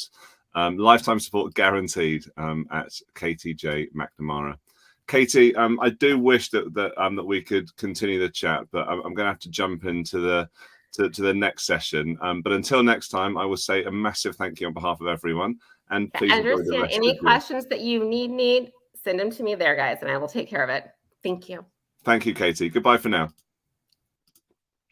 Okay, so what another amazing session that we had there. Huge thank you to Katie. We are in the final hour now. Very much, started to choke me up, bringing a tear to my eye. It's been a wonderful marathon that we've shared together. The next presenter is a relatively newly minted Moat ambassador. It's Tiffany Castillo. Tiffany is an instructional technology specialist serving Sylvan Hills Middle School located in Atlanta, Georgia. She taught Spanish for 5 years before transitioning to instructional technology. And in her work, she's proud to provide coaching, training, co-teaching, modeling, and planning to equip educators with the tools necessary to implement effective use of technology. Dedicated to making change and creating equity for all learners, I am delighted to welcome Tiffany to the MoteCon stage. Hi there, Tiffany. Hello. How are you? How have you been enjoying MoteCon? Oh my gosh, this has been so amazing. I don't think I've been to such a lively conference since ISTE. So There we that's go. a hard one to follow up, and MoteCon's definitely doing it. Awesome. So Tiffany, without any further ado, I'm really looking forward to this. And I know that because accessibility is a topic that so many educators and school leaders and parents and learning communities hold so dear, I won't keep the crowds from hearing from you any longer, and I'll share your presentation to the stream. And I wish you all the best and speak to you in just a few minutes. Cheers, Tiffany. All right. Thanks, John. Hello, everyone. Thank you for joining me here. I know I'm the second to last session, and I promise not to bore you to sleep. You've been sitting in front of your computers long enough, so we're going to get some excitement into you. So today I'm here to talk to you about using Moat to embed accessibility features, because I mean, what's better than something built right into your resources that you've already created? So let's talk accessibility. So our students have suffered for the past 2 years. We know that there are some huge gaps out there, and we know that our students already come to us with a lot of different needs, right? And so we need a way that we can reach all of them without necessarily making it so obvious that we're changing things for specific students. So today I'm going to talk to you about ways that you can embed accessibility features and differentiation right into your resources that you've created for the entire class without pointing out other students. So how many times have you seen this look? Huh? I mean, I just don't get it. Of course, we see that all the time. And some students definitely need a little bit of a helping hand. So usually in a classroom, we might have some differentiation, right? And we might group them in ways that doesn't make it seem so obvious that some people are low flyers, some people are high flyers, and some people are middle of the road kids, right? So some of the grouping ideas that I've come to love, this one on the left is my absolute favorite. It is mild, medium, and spicy. And if you are from anywhere in the Southeast, I think it's kind of gotten all over the US now, but everybody loves wings. Everybody loves a good 10-piece mild. If you are from Atlanta, like I am, it's a 10-piece hot with lemon pepper sprinkles. If you don't know, now you do. So mild, medium, and spicy, or mild, medium, and hot is a lovely way to differentiate your groupings. Some people like to use shapes, and then other people like to differentiate by colors. And so shapes and colors are something that you might find in many different places and used all throughout the lesson for your differentiation needs. But how can we differentiate or provide built-in supports for our students using those groupings into our design features? Well, let's look. So first things first, we're going to talk about Google Slides, because we know Moat works super well with Google Slides, and Google Slides is free and easy to use, right? What you want to do to embed a something else into your Google Slides, right, is do what I've done here. I'm going to model for you what I'm trying to show you. And so here I have a picture that I've hyperlinked with a moat. And so once I click this picture, it's going to take me automatically to another Google Slides presentation. And so think quickly about how that might help your students, right? So maybe you have a slide deck that you've built to teach a lesson to your students, but it's for the whole class. It's not something that is accessible to all of the students. And so if you have a student that might need a little bit of help using Google Slides, you can build in some features to assist them. So here I've used a Google Slides template, just your basic template. And if you see on this slide 2 or on slide 3, there's a little something extra. It might not be noticeable to you with your naked eye, and that's the important part, right? We don't want these things to stand out. But what I've done is I've added a shape. Here in the bottom right-hand corner, you can see this little triangle, right? Because I've added this shape, I can tell my students who I know need a little bit of extra help, hey, you're in the triangle group today. Make sure you look for a triangle. So when my students are viewing these slides along with me, if they click on this triangle, it might take them to some other resources. So let me show you how to do that. I can go to any site that I want to.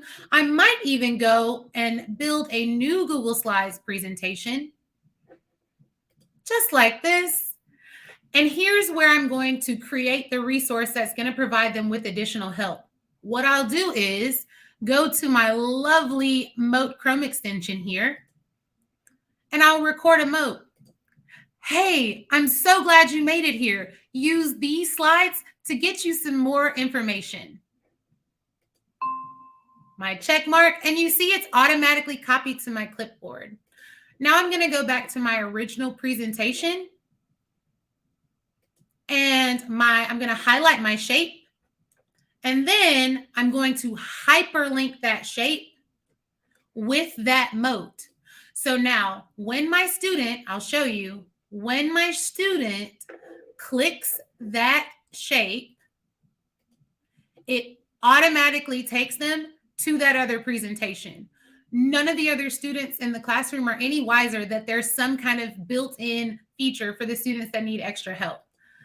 So now, Tiffany, I don't know when the last time I used a regular Google Slides presentation was. I love not reinventing the wheel, right? Well, you can do it with Canva too. So let's take a look at how we might use something we created in Canva to embed accessibility. So here I have my Moat that took me directly to my Canva presentation.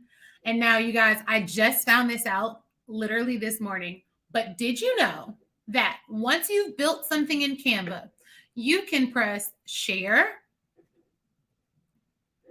more, scroll down a little bit, and Google Drive. Now, what's going to happen is I'm going to just save this anywhere on my Google Drive, but I'm going to change the file type to a PowerPoint type file.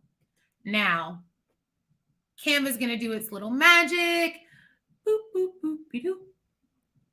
And then it's going to give me the option to go directly to my Google Slides file now. So here I have it, something I created in Canva directly into Google Slides. So no more downloading your Canva file as a PNG or as a JPEG and then turning it into the background on your Google Slides, which then takes away your ability to edit anything that you've done.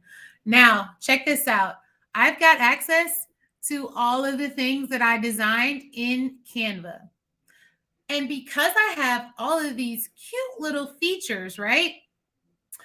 I'm going to ungroup these. So I right-clicked and I pressed ungroup.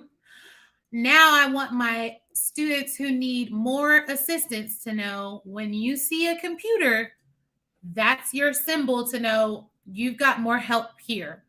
I can, again, take that Moat that I just created. So I'm going to click my Moat icon. I'm going to get my recent Moats. This is the one I just made here with you. And I'm going to grab that link. And I'm going to go back and make sure that I've clicked on the image that I want.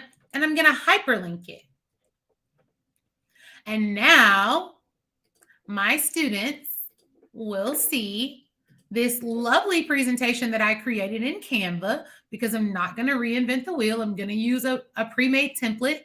And when they click on that computer that I told them, hey, make sure you look for that computer, they're taken to that presentation with the extra assistance that they needed.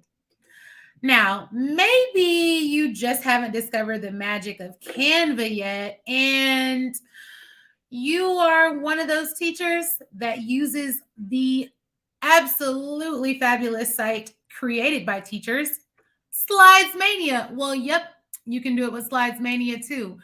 There is one other step that I'm going to show you here. So again, I've hyperlinked this picture to take me directly to another Google Slides template that I downloaded from Slides Mania. Now, one thing you'll notice is that when you download or when you copy a template from Slides Mania, most of these little design elements are not able to be changed, right? Well, I'm going to show you how to fix that.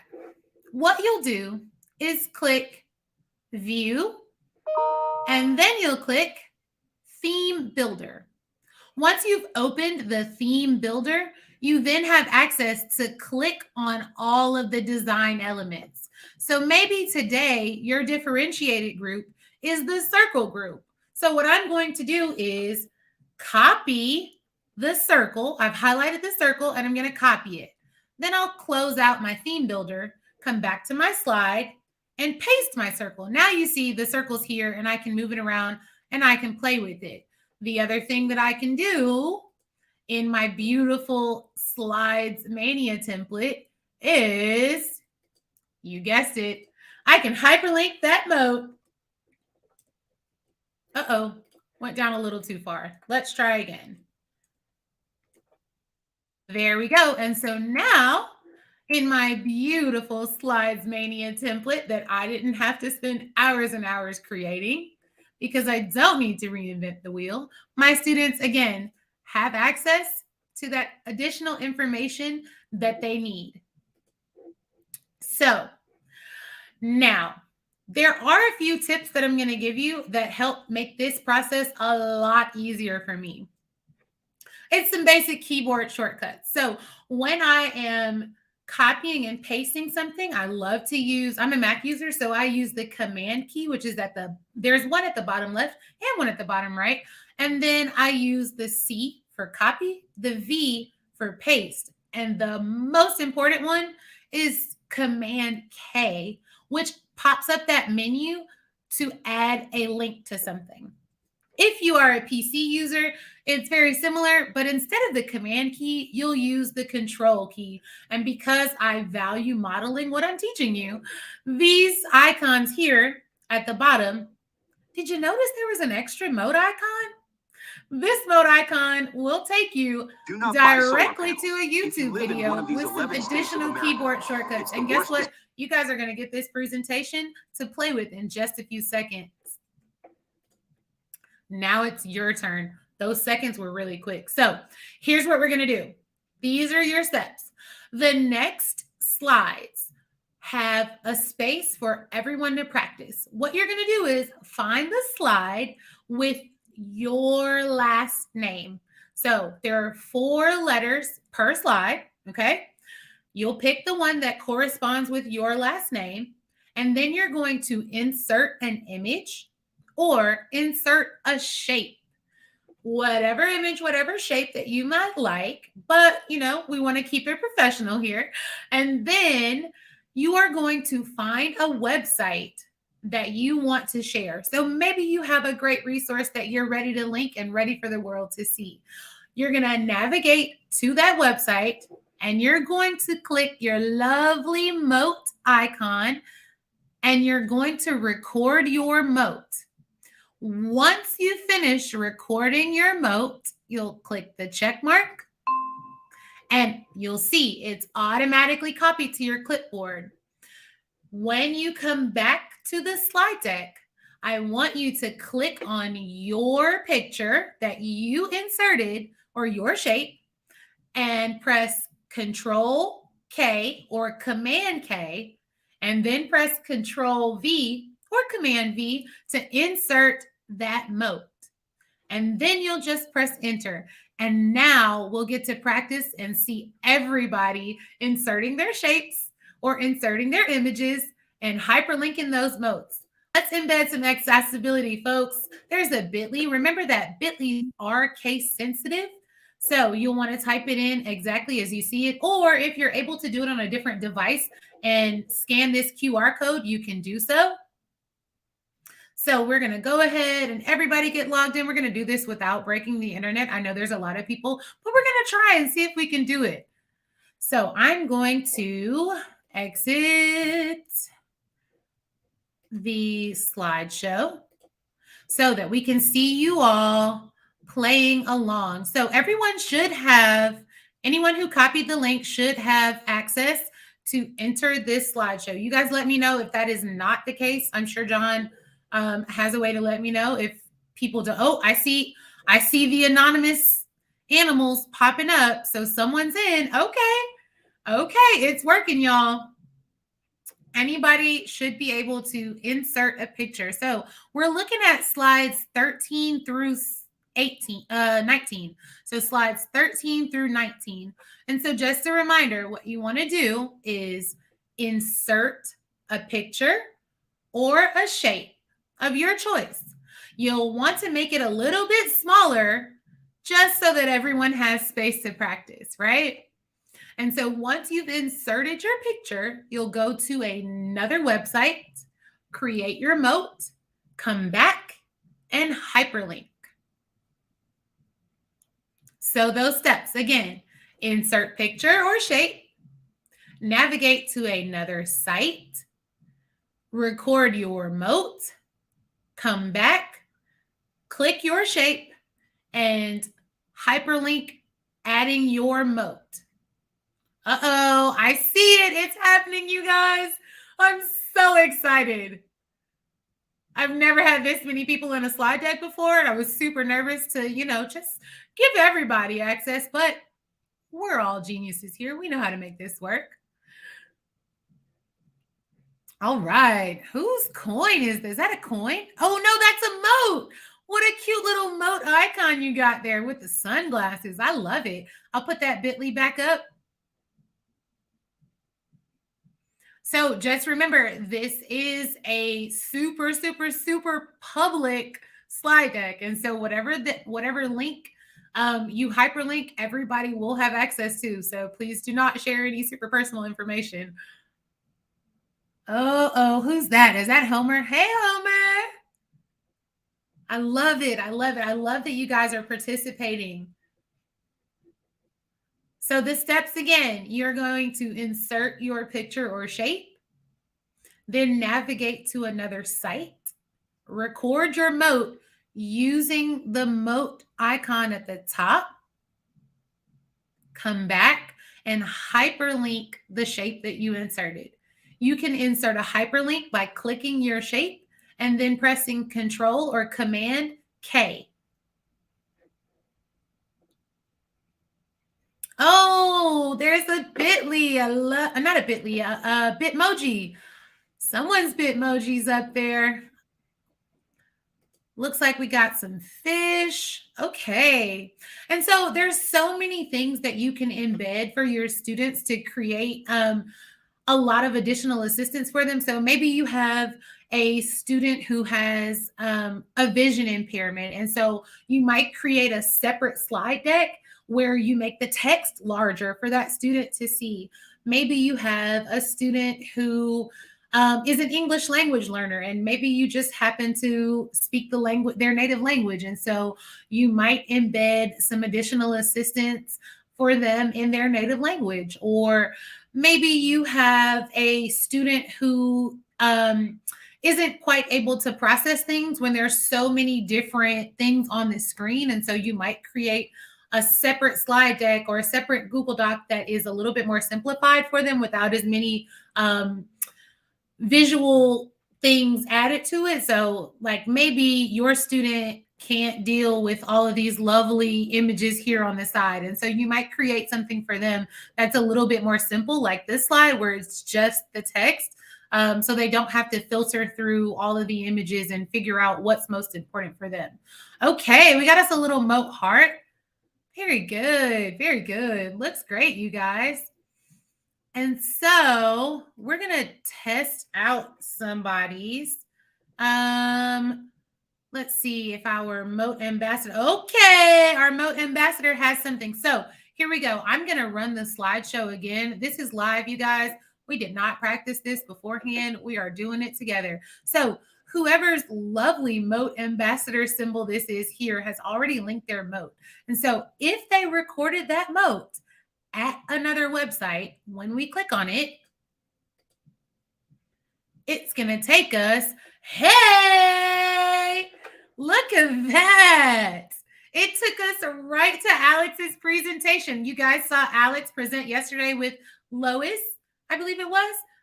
Sorry if I didn't get your name correctly, but I do remember you guys presenting yesterday. And so they took us right to their lovely presentation that they are sharing with you about app smashing with Moat.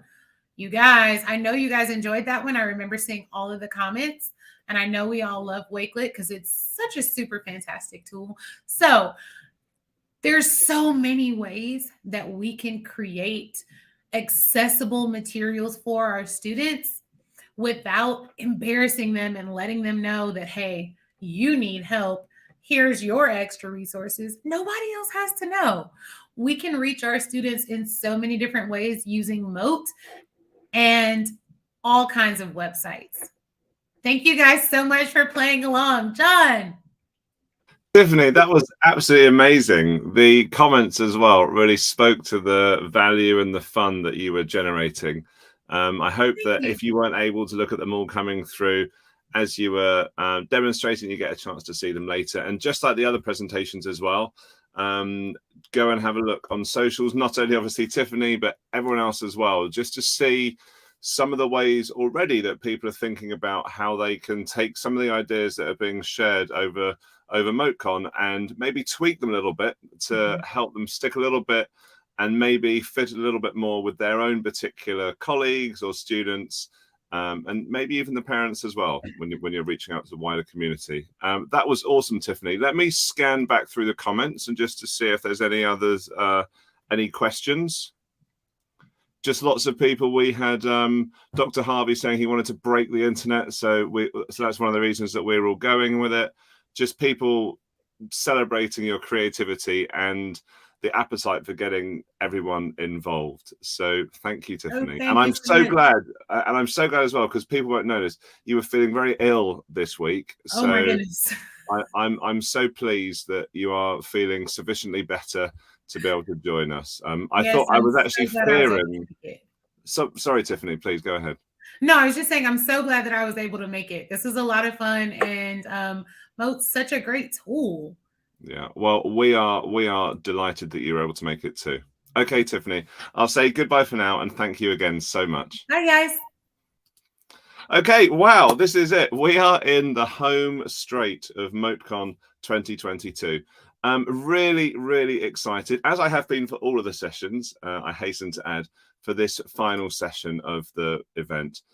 It's going to be Stacey Roshan, who I'm sure to many of you will be familiar. I'm sure you too are inspired by all the work that she does. So her session is going to be about building relationships with families using Moat and Canva.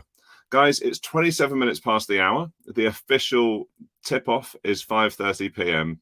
So just for one final time, I'll encourage you to stretch those MoteCon weary legs, grab a coffee or your drink of choice, and join me as we marvel at the wonder of Stacey Roshan in a couple of minutes. Thanks very much.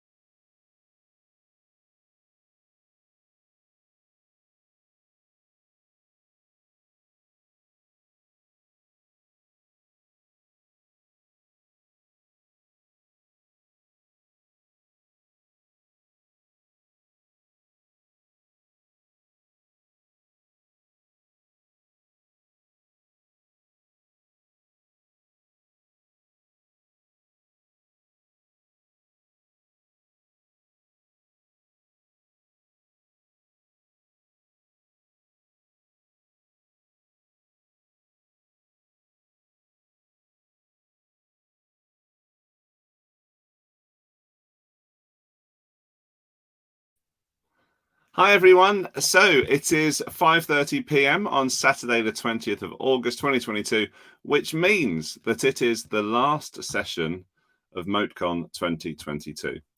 I have so been looking forward to this session ever since this presenter Stacey submitted her idea. I can't wait to see how it pans out. If you've not connected with Stacey before, please do. I'll be sharing her social contacts. You'll be able to do that during the presentation and after as well. Stacey is an educator, speaker, edtech, an innovative teacher consultant, and author of Tech with Heart. She is passionate about leveraging technology to cultivate deeper compassion in the classroom and provide each learner the optimal platform to express their ideas in a format that best fits their own unique style. She aims to empower teachers with ideas and tech tools to create more equitable and empowering classrooms for every student to find their voice, build their confidence, and take ownership of their learning. Wow. Stacey Roshan, that sounds amazing. Welcome to MoteCon. Oh my God, I'm so excited. And I see some of the nice comments in the chat already coming through. I don't know why my heart's beating so fast right now. I'm nervous and I'm excited, and I don't usually get super nervous about these things, but the sessions have been so good for MoteCon so far. And I just was watching Tiffany's and I'm feeling so energized from her energy. So I'm ready. Perfect. And there is a link for me to share, isn't there, that you've passed on to me. If you give me the nod, or if it's now, but if you just let me know whenever you'd like me to share it into the chat, Stacey, then I can do it then. Now is great. Now is the time. There's no time like the present. But before we get started today, so I will say that it is wonderful to have Stacey obviously with us today, and just to remind everyone that this is the final session of MoteCon. So we are expecting, as soon as it finishes, everyone goes out and creates lots of voice notes to send to their friends and family, marking the end of this festival of learning. All right, Stacey, I will push your slides out to the stream now. Just to confirm to you that I have shared the link, so everyone's going to be able to jump on to your Pear Deck. Any questions at all, just give me a shout, but I know you're the consummate professional, so I'll drop into the background and I'll see you when you've finished. Thanks in advance, Stacey. Thank you. All right, I'm so excited for those of you who are joining live, for those of you who might be watching a little bit later. I am going to be sharing all about how we can use Moat combined with Canva, and I'm going to focus on something that I think will be very applicable for this beginning of the school year in creating a newsletter, because good communication with families from the start is super, super important. I think it can make all the difference in your year, actually. And I think it's the first step to gaining a student's trust, is really getting the parents on board. And so that's what I'm going to share today. I'm going to share how to make your newsletter, how to make it a little bit more personalized with the power of Moat, how these two wonderful applications work together so seamlessly. And we're going to have some fun, and we're going to have a special guest drop in at the end. So that's something to look forward to also. I am going to ask, if you're game, if you could join in the Pear Deck. So there is the link that is already in the YouTube that John's put in there. But if you want to join from another device, or you haven't seen that link in the chat, go ahead and you can go to joinpd.com and type in this 6-letter code, no spaces, and you can join in. Even if you're watching on the live stream, you'll be able to join in that also later. No worries. I'm not going to close this out for a little bit. So that's going to allow you to interact a little bit. Not necessary. If you want to just watch, totally cool. But if you've seen me present before, you know I use Pear Deck for everything. I like that engagement factor. So let's have some fun. I'm going to go ahead and start class. You can join at any time. Again, the link is in the chat in YouTube. If we're not connected on Twitter and you're on Twitter, please do connect with me. I'm at BuddyXO. I love chatting that way, and you can ask me any follow-up questions there. I also have a website with more contact info, techiemusings.com. All right, let's get started. So we're going to talk about the importance of building trust from the start. And then we're going to get going with Canva newsletter templates and using the power of Moat to make it a little bit more personalized. And then I am going to leave you with a little bit of a goal setting activity. And we're going to do some questions at the end. So, little warm up. I actually found this template right in Canva. I just typed in student check-in as my search term, and this came up, and I took a screenshot of it and I added it with some drawing capabilities to Pear Deck for you all to interact with. I'm going to show you, I'm going to actually join as a student also. So I'm going to go ahead and get that link. Ooh, I see more people joining. Thanks. So I'm going to show you, if you're just watching, what it looks like on the student end. So here you have the drawing tools. You can resize your pen. You can change the color. I'm feeling the most excited right now. And you can also use text if you don't have like a pen tool or something. And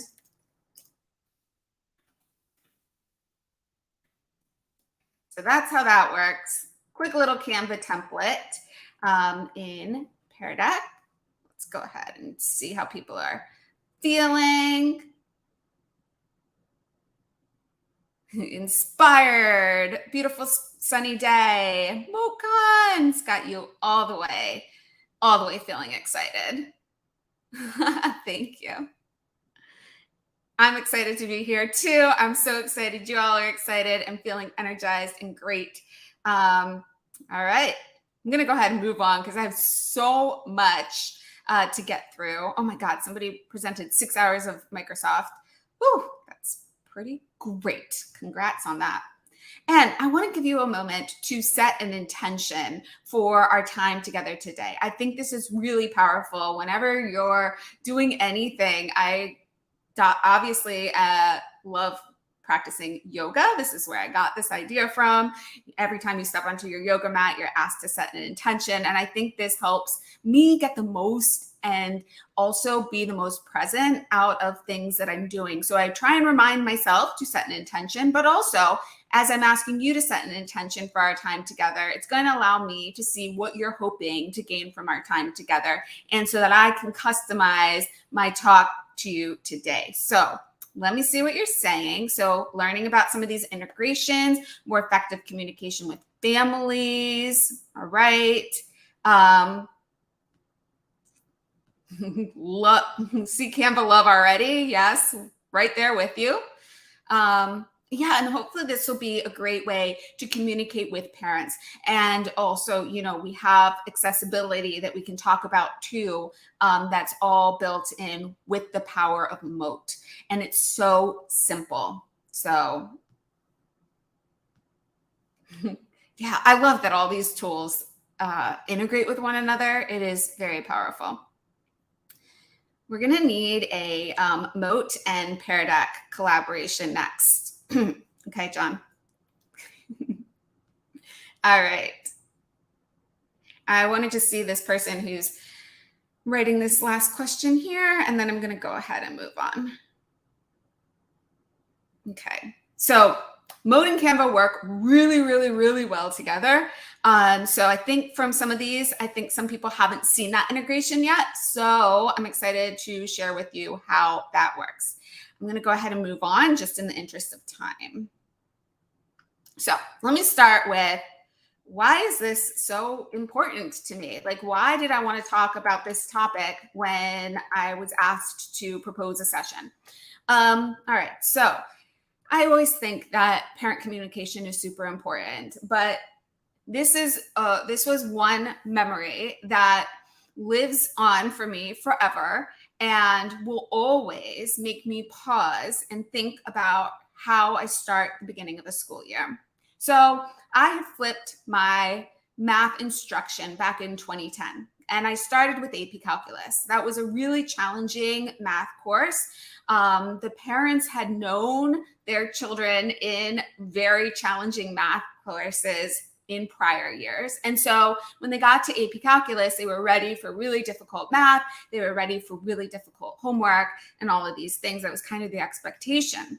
So when I flipped my classroom, students were actually, my goal was to alleviate the stress and anxiety in the classroom. That was my primary goal for flipping my classroom. And I really was able to achieve that by flipping AP Calculus. It was immediate from the start. Even with parents, they saw that kids were coming home with less homework. They were very happy about it. Now, fast forward 2 years, and I started flipping my Honors Algebra 2 class. In Honors Algebra 2, many of those students had never had a difficult math class previously. Plus, I'm dealing with 9th and 10th graders, so their parents are more involved. And I explained what the flipped classroom was at back to school night, but back to school night is like less than 10 minutes, right? Super quick, super fast. Not all parents can come to back to school night either. Sometimes they have multiple kids and they had, maybe they knew me, so they didn't come to my back to school night and they went to somebody else's. So I didn't explain it well enough.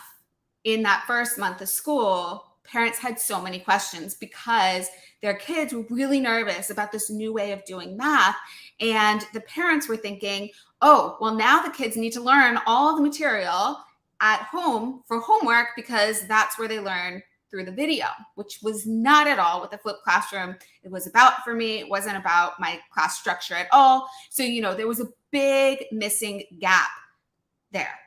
I hadn't explained it well enough to parents. They didn't understand. So their kids came home, were nervous. They expressed that to their parents, and their parents couldn't help their kids understand the goals.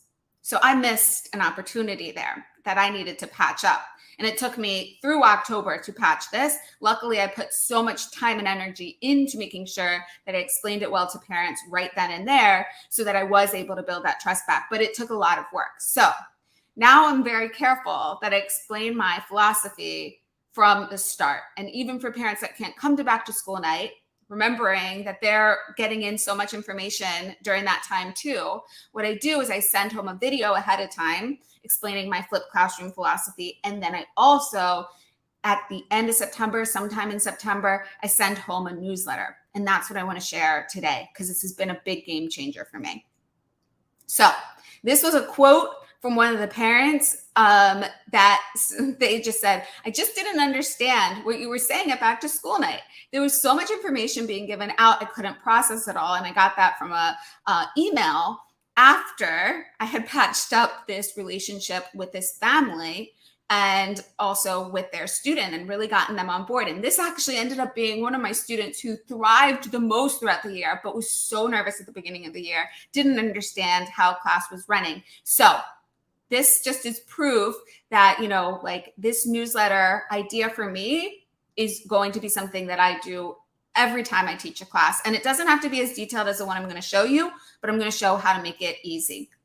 To me, in my experiences, families just want to know that their children are being well taken care of, that we care about them as individuals, that we are kind of customizing what we do in the classroom for our specific class, and that we are clearly communicating expectations with them. And I think that intentionality is super important, and I can make sure that I get all that across by sending home just a simple newsletter. All right. So here's a little bit of what my newsletter looks like. So here it is in Canva. I went with a super simple look on this one. Usually I actually do more designy things in Canva, but for this one, I just wanted something that looked professional, that looked clean, and I also had a lot of information. Now, this specific one was for my online AP Calculus class, where I had a lot of tools that I needed to explain to families. And I want to share this one with you so you can get a sense of why I use certain tools that I use. And also this is the most detailed. This is more detailed than you would need probably. But again, this is for an online class I was teaching. So I thought I needed some more detail. But as you can see here, I designed this one myself personally because I just made it very simple. But usually I start with templates, and I'm going to share that in a second. But, the line tools are here. There's great background tools here. There's all different fonts. I designed this with different text boxes. So you can see that I have a text box here to make it small. Then I put my video, embedded it right in here because Canva accepts all different types of embeds. just by pasting in the URL, which we're going to talk more about. So this is a text box. This is another text box. That's kind of how I arrange things on Canva. And you can see this one's multi-page. I have a lot here explaining each of these tools. And then at the end of this one, I dropped in a little voice note so that families can listen to it also. Now, there's a lot of power in the Moat in embedding it like this, especially for accessibility. So let's go ahead and see what it looks like on the parent end. So to do that, I just press the share link and I use the view only link. I copy that. And on the parent end, it's going to look like this. So it looks, I really like the look of Canva too, because it looks like a magazine. And all of these, you can see right there, the video just embeds right in there. So I don't need them to go out to an external site. They can watch it right there as they're reading the newsletter. So here we go. Let's look at what the Moat looks like. Hi, let me start off by saying thank you for taking the time. So there, of course, we can play it, right? Let me zoom in a little bit because I want to show some other features here. So first of all, there's the playback speed. So you can change the playback speed. You can speed it up a little bit. You can slow it down. And the slowing down might be helpful for certain families. Also great for certain students. I love that there's the 0.8x speed. I also love that there's the 1.2 and 1.5 right there. Now, they can also, if they need to,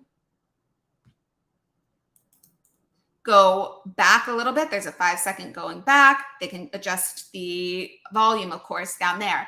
But something else that's available is translation. And that might be something that you need for different families. So using a Moat voice note auto transcribes and translates. So let's say that we want Greek. Let's go ahead and do that. Then you can see what it looks like. And to read this newsletter, I'm so excited. So it's going to still be my voice, but the transcription will be played back in a different language. So that is really powerful too, and something that I love about this.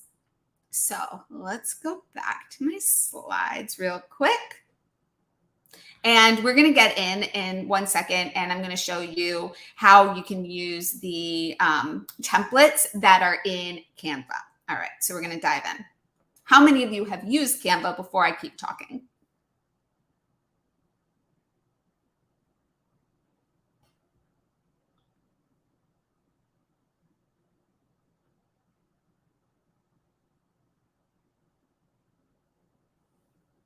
Okay, so most of you have used Canva. All right, but I do see somebody saying, what is Canva? So we're going to share more about what Canva is at the very end and how to get on and make sure that you're in as an educator, because that's very important. As an educator, you get free access to all the Canva goodness, and so do your students. So this is what Canva looks like. And so, you know, usually you can see here, I have a lot of things that I make in Canva, and usually I make them a little bit more fancy. Like this is one where I share. I also do speaking and professional development. So, you know, usually I make it a little bit fancier like this, but for parents, I just wanted something super simple. But you can have fun with them, have a lot of fun with them. But get started with some templates. So you can just go in here and type in like newsletter. And you can take one that you like the look of. Let's see, this one is super fancy. I love that. I might end up choosing that one. Let's just go with this one. It's kind of in the middle. It has some design stuff, but also it's not too busy. So you just click on it, and then you can customize it as much as you want. So we can go ahead and, you know, you can change the font. If you don't like that font, maybe you don't like the color, you can just change the color here. And what I love too is that Canva gives you these color palettes. And I think that's very powerful. And I just want to express that here. The photo colors are right there. So you can quickly and easily find colors that complement whatever else is in here. So that is really nice. All right. Let me go ahead and show you the Moat integration now so that we have time for Q&A too. So here are the templates. Let's go ahead and just go up to Moat. So you use the Moat extension. So you do need to make sure that it's like pinned. Always keep your Moat icon pinned. I think that's a good idea. And then you record your voice note just using the Chrome extension. Okay, that's the first step. Let's click on record. Hello, everyone. I hope you're enjoying this session of MoteCon so far. There we go. Then here, go ahead and you can click on your Moat so you can see the transcription. Hello, everyone. I hope you're enjoying this session of MoteCon so far. Well, Moat doesn't know MoteCon yet. So let's go ahead and revise that and then save it. So now I have the transcription right, all that goodness. And it was already copied. The link was already copied. But if it wasn't, let me do that a little slower. If you click on the share icon, you can go ahead and just copy that link again. You can also get the QR code here, which could be handy. Why don't we grab the QR code? Let's go ahead and do that right now at the same time. So now when we go back to Canva, all you have to do is this. Ready for it? Click anywhere that's not a text box. Paste. I just pressed Command V to paste. And boom. It's embedded. That's it. Like it embeds automatically. You can also go to the embed option, like in the sidebar, you see that embeds. You can also paste it there, but you don't even need to go that far. You can just like click anywhere on your canvas and Command V, it will paste in. Here we go. I can resize it, put it anywhere that I want. And then you can even pull in your QR code. I just am dragging and dropping it in. And there is a QR code. You might want a QR code, especially for, a back to school night type of a newsletter. Maybe you want to print them out and send them home. You can, and then add the little QR code so that parents can listen to the voice note. But here we go. That's it. That's how easily it embeds right here. And then as soon as parents would press the button to play, automatically we get that transcription going. And I love the look of, especially of the Moat integrated into Canva because we see that transcription going as you're talking. All right. So let's see what else I have.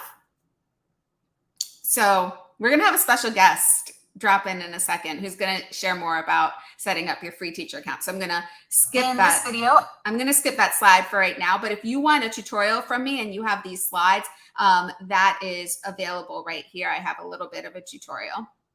Now, these are just some steps that you can use to get going when you're ready. I would say choose your Canva template to use as your base, and then design your newsletter in Canva however you want. Record your voice note or notes. You can record more than one. Doesn't just need to be one. You might want to have an intro and a conclusion. Optionally, you can insert that QR code or two, and then you can share your newsletter. So how do you share your newsletter? That's the last step. Again, you would go over here to share, and then I like to give that view only link and then copy that. And that's what you would send in maybe an email home to parents, whatever. And another thing is that you can actually click here on the insights and you can get analytics on if parents have actually viewed this. You can see engagements and stuff like that. Obviously, I just made this one, so I have no engagement. So let's see what else we have. Getting close to the end of our time together. I am looking at the clock. How are we feeling? Do you have any questions so far? I have not been looking at the chat, so I don't even know what you're saying in there. If you can add some here, and I'll take a quick look at the chat.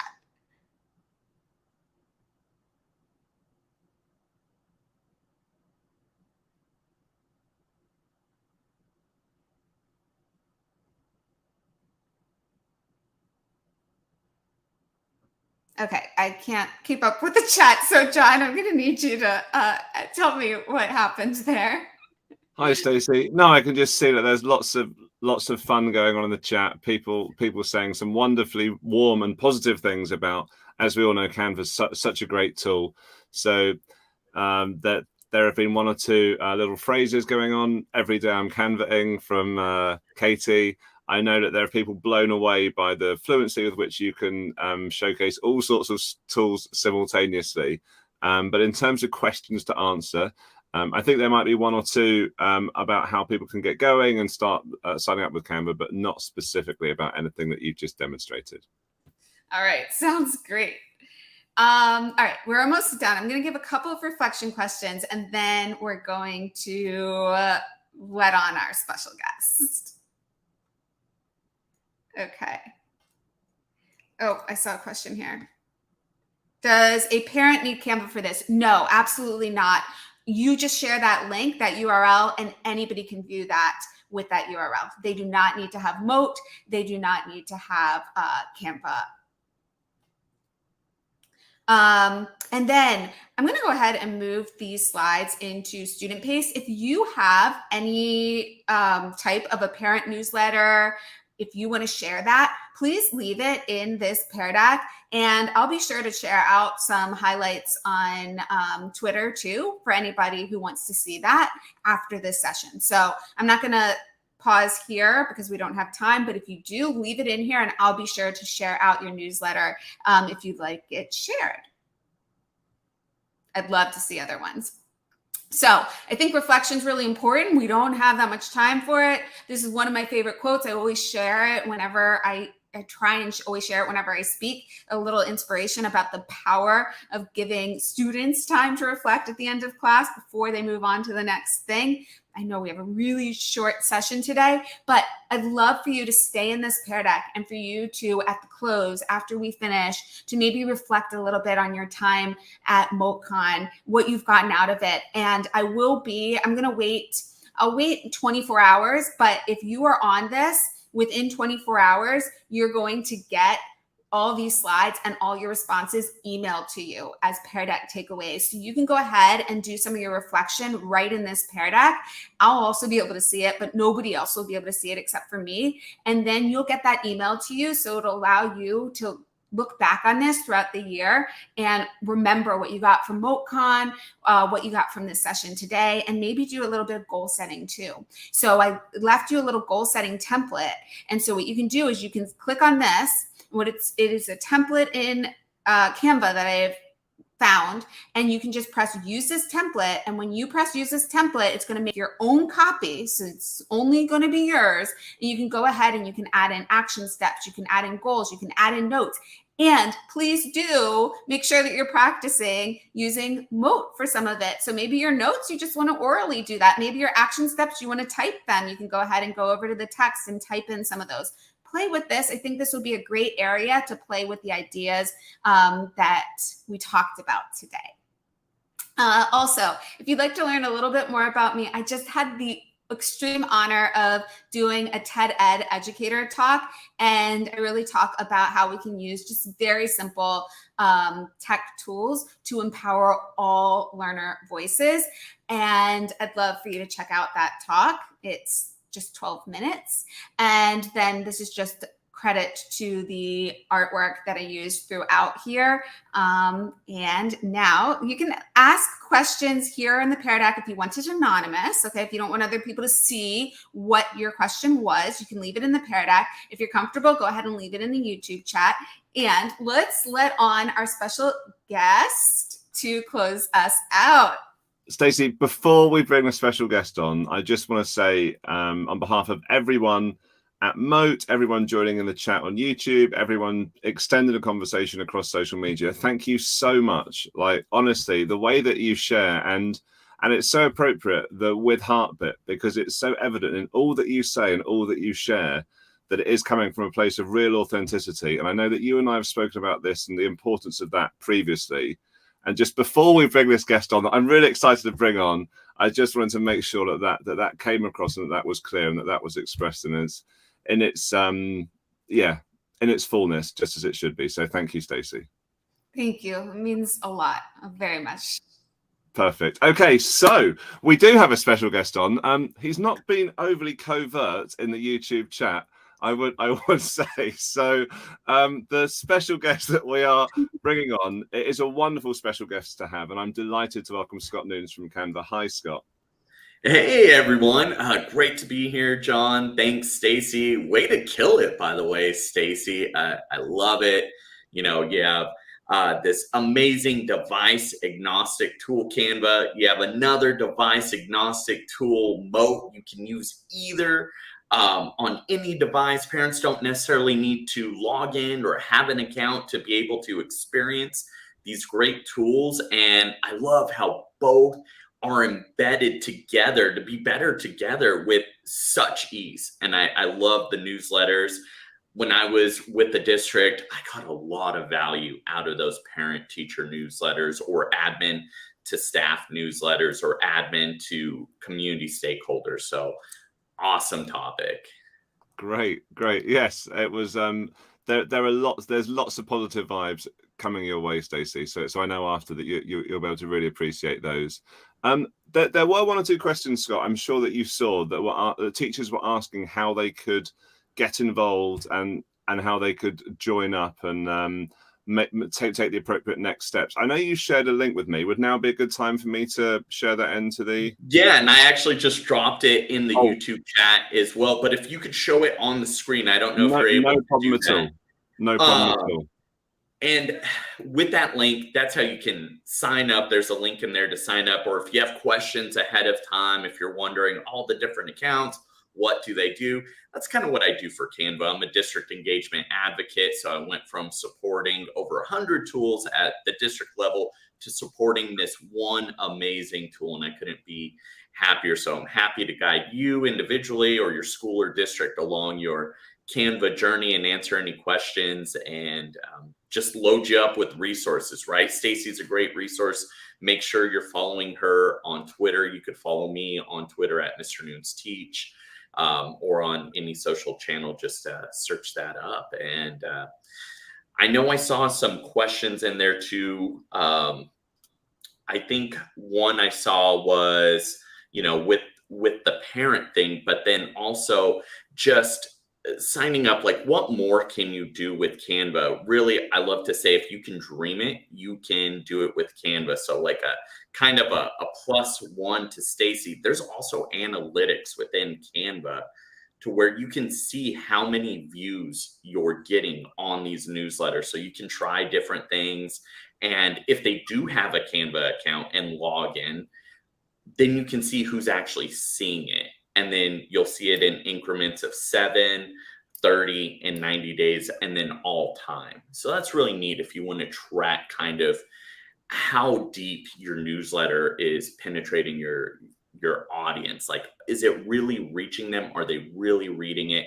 And then I loved how you showed the templates too. So you can kind of go off the rails and create your own, or you can use these beautifully designed templates that Canva has. You don't need to be a former graphic designer like myself to look like a graphic design pro. And that's what I love. Both tools are so easy to use and integrate. I forget what the exact question was in there. Somebody had talked about doing the newsletter as a website. You could totally do that and embed that. You could have students reflect on their pieces with the Moat response, and then you could track those in multiple pages and then have this be like a mastery tracking report. So you could see what a student's maybe understanding and skill level was at the beginning of a unit or term, and then track that at the end, and then even have them embed a response. And something I would do when I was in the classroom was I would design about 80% of the student newsletter, and then I would leave a little section, a little write-up, and then a little space for a QR code or an embed for the student to include a reflection to the parent. And then we would send those off together. And that's when I got true readership. I went from, about 5% of folks reading what I was putting out to about 70 to 80%, because the students were so proud of that. There was this ownership and this uniqueness that just really skyrocketed that experience for everyone, myself included. And then you can even have a spot for parents to send a Moat back to you within Canva and kind of reflect on your reflection and get everybody involved. There you go, Scott. This Canva sounds like an amazing tool. It is. I don't know if you can tell. Yeah, no, it's man. I live, dream, sleep, Canva. Like, I literally do. I love it so much. I'd Yeah. be using it even if they weren't paying me money. Yeah. So it's really a childhood dream. I know Stacy had mentioned her TEDx talk about, equity in the classroom. Just a quick small reflection on my story. I wanted to be a part of a startup when I was 12 years old. You get all of that kind of well-intentioned wisdom, like, hey, it's really hard. You can't do it. It's a lot of work. And you know what? 20 plus years later, here I am doing it. So if you can dream it, you can do it, especially with Canva. There you go.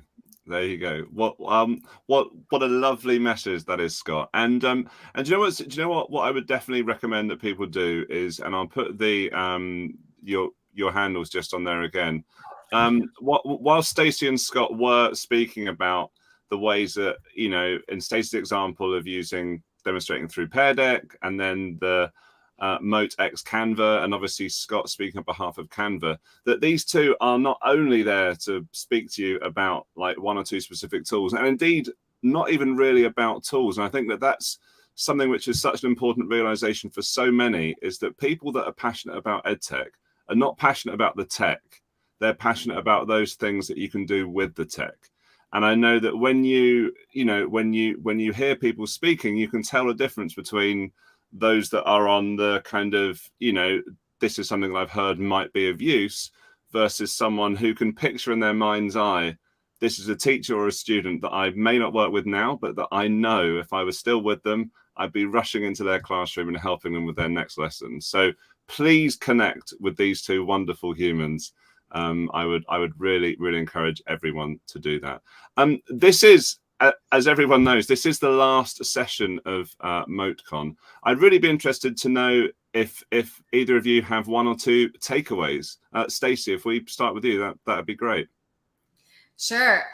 First of all, I think what I always love about educators, and what this powerfully reminded me of, is just like the generosity of the educator community. There were so many great sessions on such a variety of topics. Of course, I really appreciated that there was an ongoing theme of accessibility through a lot of what people were talking about, and also student choice, student voice. I'm not going to call out any one specific speaker because there were so many great ones, and I really enjoyed all of the sharing and all of the generous sharing, the templates that were shared, the resources that were shared afterwards. I was blown away with some of the resources that I've gotten already that were just jam-packed with not one example, not two examples, like 20 different examples of things that people have put so much time into developing and designing, and then now they're sharing it forward because of their experiences. And I think that was just my favorite part of this conference, was amazing people, amazing generosity of sharing, and also the chat in YouTube was wonderful. It was a wonderfully positive space. Thank you, Stacey. Have you got anything to add to that, Scott? That was a wonderful, that was a great reflection. That's really hard to follow up, Stacey.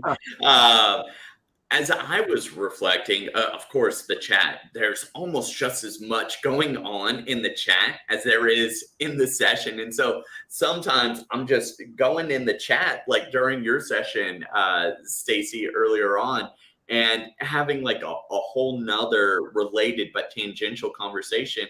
But before you, Tiffany had a great session, and before her, Katie as well. And definitely want to highlight Katie because of her background. You mentioned accessibility.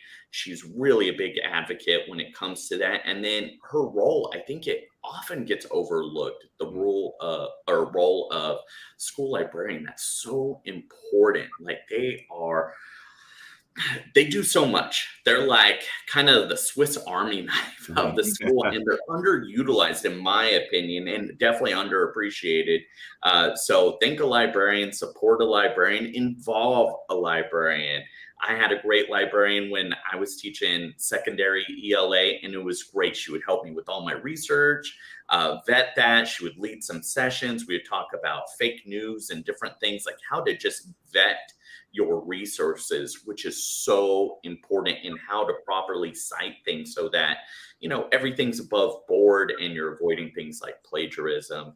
And one last piece, I just loved, kind of like, I don't know if it's the right word, but the interoperability, essentially the app smashing, like just crazy app smash after app smash, just, whoa, you can do so much with this tool, and it's using the right tool for the right job. You mentioned, John, like, it's not just about ed tech. We're about people first, about skills and building people up, those relationships through rapport first, and then choosing the right tech tool for the right job. So I think that's really important to keep in mind. And there's plenty of ideas. Go back through, watch these, rewatch these, let them really sink in and start applying them. Brilliant. Thank you both so much. So on behalf of everyone who's been in attendance at this session, that's joined in the chat, a huge thank you to you both, and please enjoy what's left, I should say, of your Saturday. Thank you, Stacey, and thank you, Scott. Bye for now. Thank you. Thank you. Okay, guys, so that is a wrap on MoteCon 2022. I just wanted to take the time to say a huge thank you to all those of you. Some of you, I feel like, have been on the stream along there with me for all of the sessions, all 16 of them. And that really means a lot. And just as Scott was saying, just those conversations that you have, those ways of building pockets of community, those small conversations can really turn into something really big and special. So please keep those conversations going, not only with the MoteCon hashtag and with the Moat team, but amongst each other. You know, it's such an important part of growth as an educator. And then when we reflect and can share those lessons and learnings and live those things out for our young learners. One or two people have asked, there are going to be certificates of attendance, as was the case with last year. The email that goes out to all those that are registered at moat.com/MoteCon. You can sign up there, fill the form in, and I'll make sure that I get all of that information to you. Want to say a big thank you to all of the presenters. They were all absolutely unbelievable. You can see all the list of them on the MoteCon website. Shout out to the Neil family as well. They've been giving me a few high fives in the background every now and then. But what I'll do is just share a quick side deck here. So this has been going on throughout MoteCon.